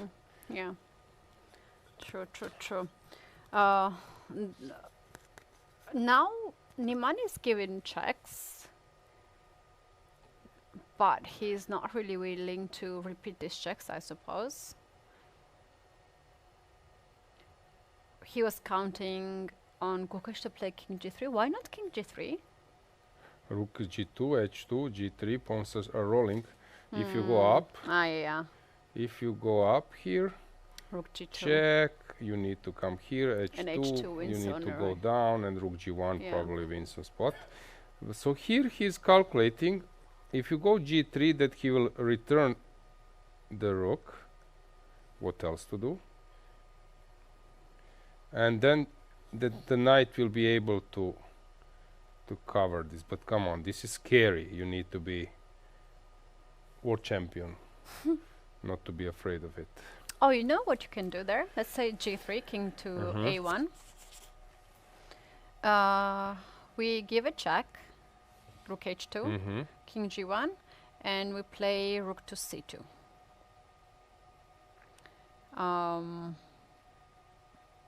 So point being that at some point we can push the king towards the white's king, h2, king h3, and try to checkmate like that. I'm actually thinking what is a useful move for white. How is white defending? Knight a3. No, I think rook e1 is the move. Maybe to kick your king, and then to come back with the knight and start sacrificing somehow. For example, if you go king f4, is knight d4 enough? It should be enough, and this is well known that with the edge and g pawn you can be passive. You don't need to defend with Philidor 6th rank rule. You can just stay on the initial rank and make a There's no fast move with the possible to rook. So with the progress, yeah. edge and g pawn you don't need to be active. With f, e, d, c you need to be active in a rook's endgame. So this is probably the concept. Yeah, this game will end up in a draw. So let's just check Abdusattorov versus Aravind. Usually I say when a pawn is one step away from the promotion, miracles happen. So here pawn is on d7. Now some tactics will probably work for white. Yeah, can just take the pawn on f7. It is white to move, and you cannot do much about it. He's also calculating at some point when the knight moves some g5 move, but Ah, it's a there is bit- knight d6 move as well. yeah, for example, let's say that after g5, you cannot go knight f5, then I'm threatening g6 and knight f6. So, for example, these are the tricks.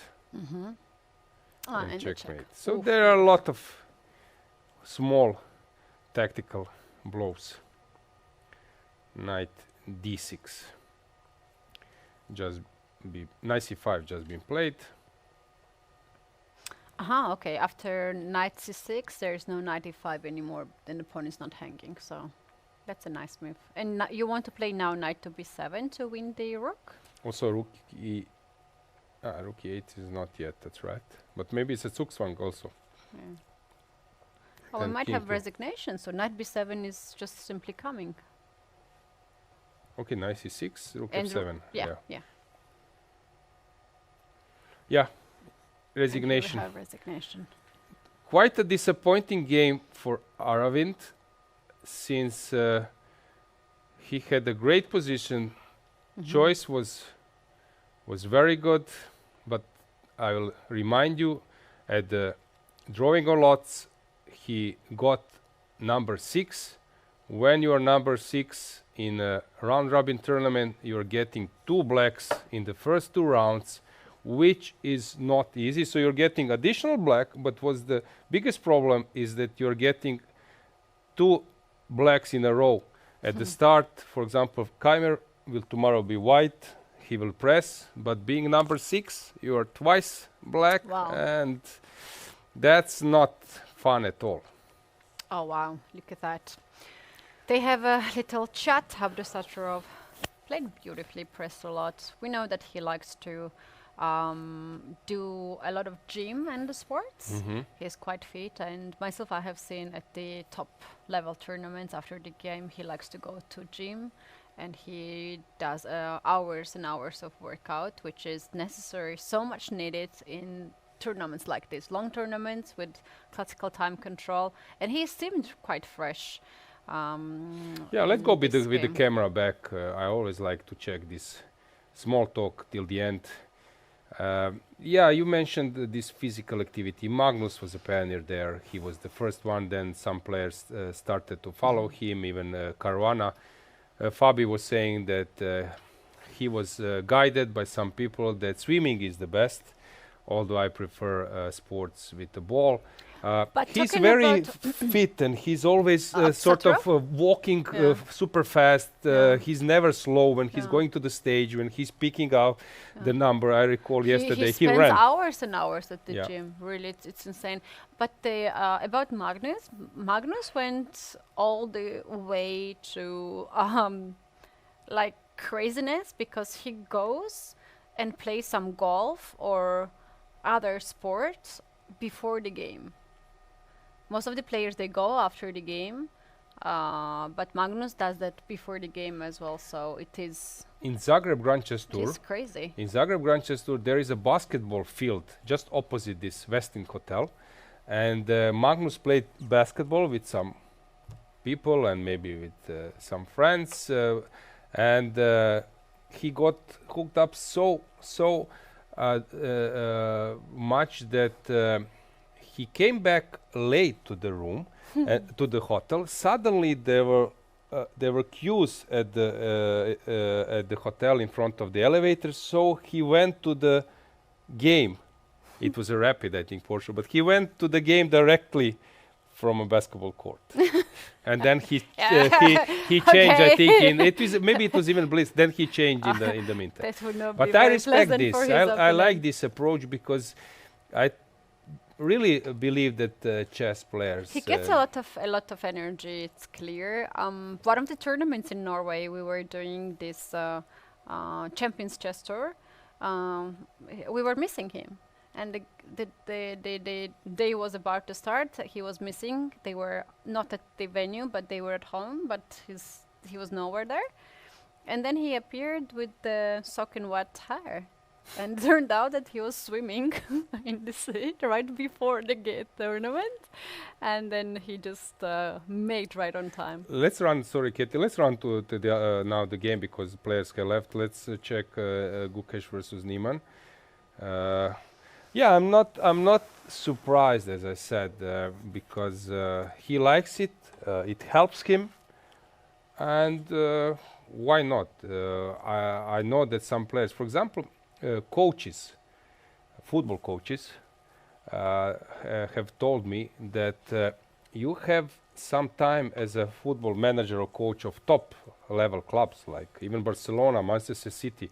You have some time when there is a warming up for the game, for the match, and then usually it's assistant coach who is going with the players, and then they said that as a coach you have half an hour on your own, and some coaches would read the books, and some would play chess. Wow, that's You really have nice. half an hour. What do? You go to chess.com or lead chess Yeah. and you play some games. So I it would reminds scroll me. in internet, but playing chess is much better, much better choice. It also calms you down, I guess, and makes you like focus and keep your mind fresh. Talking Nadezhda about Stojanovic, Hari Krishna, a wife of Hari Krishna, is here. An arbiter, well known. They live here in Prague. Bentala is playing, I don't know for how many years, for Novi Bor. I also saw Sasi Kiran. He's playing in the Open tournament, which starts tomorrow. oh yeah, the Open tournament starts tomorrow, and we're gonna have. I think we're gonna have more and more people joining us at the venue.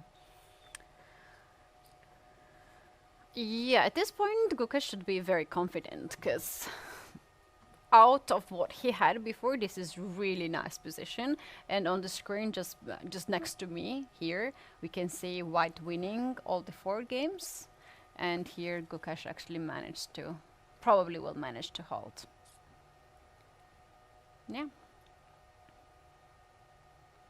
Oh, talking about these 2 players that we have on the board, we know that Gukesh likes badminton, to play badminton, and Hans likes paddle. Actually, he was organizing some matches in Qatar to play paddle games. Have you tried paddle? No? I've tried several times, and actually at the European Club Cup I played against Daniel Jufa, who is playing here, and Aleksenko, Kirill, together with my co-commentator Lela Miladinovic. She's Govedarica, she's very sporty, and it's nice. I like paddle. I also played it in Zagreb.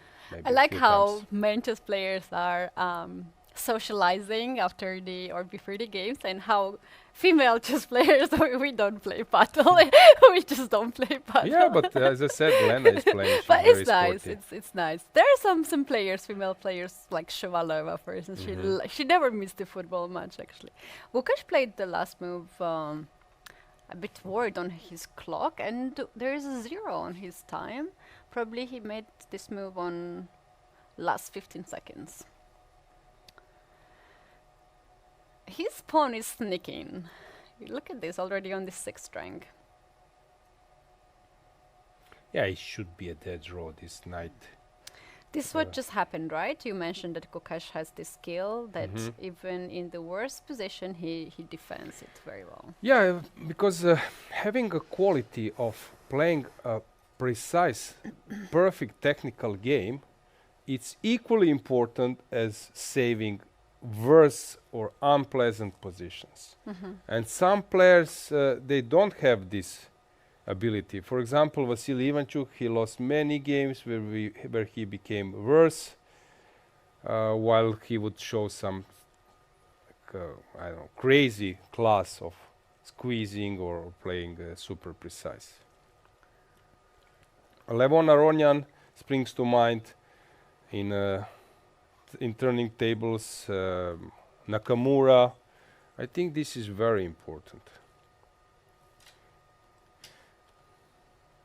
Sorry guys, this system always goes back 2 moves. We will need to solve this. Make it back Yes, next to days. 1 move. Yeah. I'm not pressing anything, and suddenly when the move, after 2 moves, the system goes back. There is a glitch, but we will solve it, I believe, tomorrow. What Hans has to do now is basically not allow Gukesh to push this pawn any further, because c8 now will actually wins the rook. Maybe this is a time to capture the pawn, and Call it a day. he doesn't want to do that, right? What's the reasoning of it? He has to do it though. But now king goes out. King g2, this is the idea. King g2, and we can call it a day. Even our viewers, spectators call it a day and You leaving see us. system goes back. I need to press it. What a game. What a sacrifice. But as we mentioned, you need to outplay Wow. Gukesh 2-3 times. It's not enough. Yeah. Once. By the way, let's stay here. Can you please check, Katie? How about, okay, I can do it myself. How about challengers? Do we have a game there? Yeah, we can No, check. I think it's over. I think this is the final But game. there we have 3 wins with black, and Nemeth Ooh. managed to win. So here white is dominating dominating, with 4 points, and but in challengers, challengers, black is okay. black is still okay. Gukesh, the current world chess champion, and America's Hans Niemann, very exciting player and a personality. He Katie, did a great. What was your prediction regarding number of draws in this round in Masters? I said 1. And you were right. Yay! Small applause to myself. What an expert.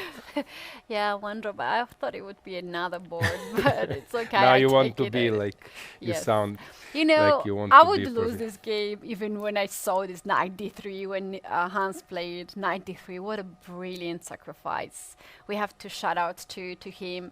That was really nicely done. I have never seen something like that before, and maybe many of the chess players have not seen, but we saw it now. But we have to also shout out to Gukesh how he fought it. He proved that it's not easy to win against him, and he finished this first round as the last man standing. So let's just conclude today's round. Gukesh versus Niemann, a memorable game, and a tremendous effort from Gukesh, but also superbly played by Hans in the opening or early middle game. Jakubojev versus Anton. This game shows the Amazing. level of preparation of top players. This is crazy that he was ready to sacrifice the exchange, and not just ready to sacrifice. The later play was really memorable. Jordan van Foreest versus Keymer. I don't know. Sometimes they say if you are able to make things look simple, it seems that Jordan did it. I love the way how he played. I love the way how he sacrificed all those things and also navigated so well through all these complications, because Keymer actually complicated the position. It was not easy run for Van Foreest. Many players would just lose the game right away, and you know it was that White had actually better position, but still had to play very precise moves. And out of all these 5 games what we have, then we have also Navarra played amazing chess. He locked the rook here on g5 and never gave a chance to Max Odlo, who is himself amazing chess player, and Abdusattorov did a magic out of nowhere. I think my favorite game of the first round, I would ask to myself and an answer, is Van Foreest against Keymer. I love that Yeah, game. this is a smoothless win, winning against 4th player in the world in that fashion. It shows a lot. Jordan is a fantastic shape. Last board, I think, as you mentioned, Abdusattorov against Aravind, reigning champion of this tournament, was really in, I would say, Emanuel Lasker style, who would say that chess is fight. It's not about being super precise and being flawless. It's more about securing win.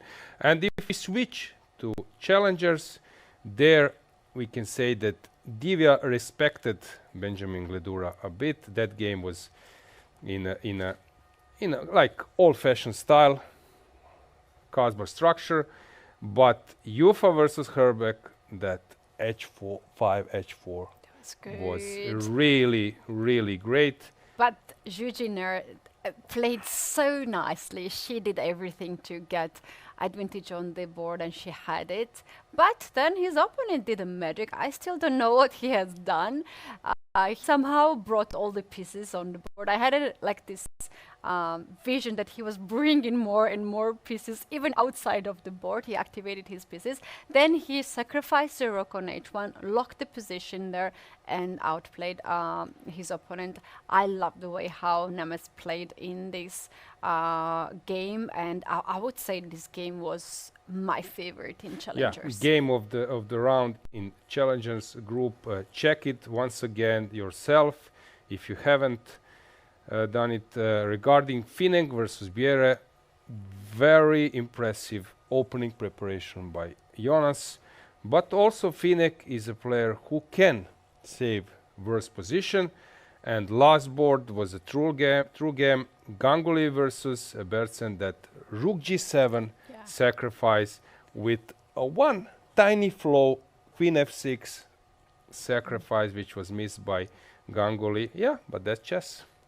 Yeah, indeed. Thanks, guys, so much for being with us today. I hope you enjoyed as much as we did. We have so many rounds coming up and so many games to cover.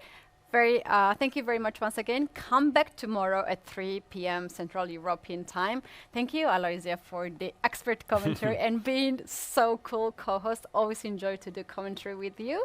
And maybe you can say final words. Yeah, Katie, same here. I love the way how you're always enthusiastic about some moments. We had this memorable initial rank setup selfie of pieces. I love the way how things are going on here, and big kudos to the organizers of picking up this field that really lineup is guaranteeing us next interesting days. So see us tomorrow, same time. Bye, guys.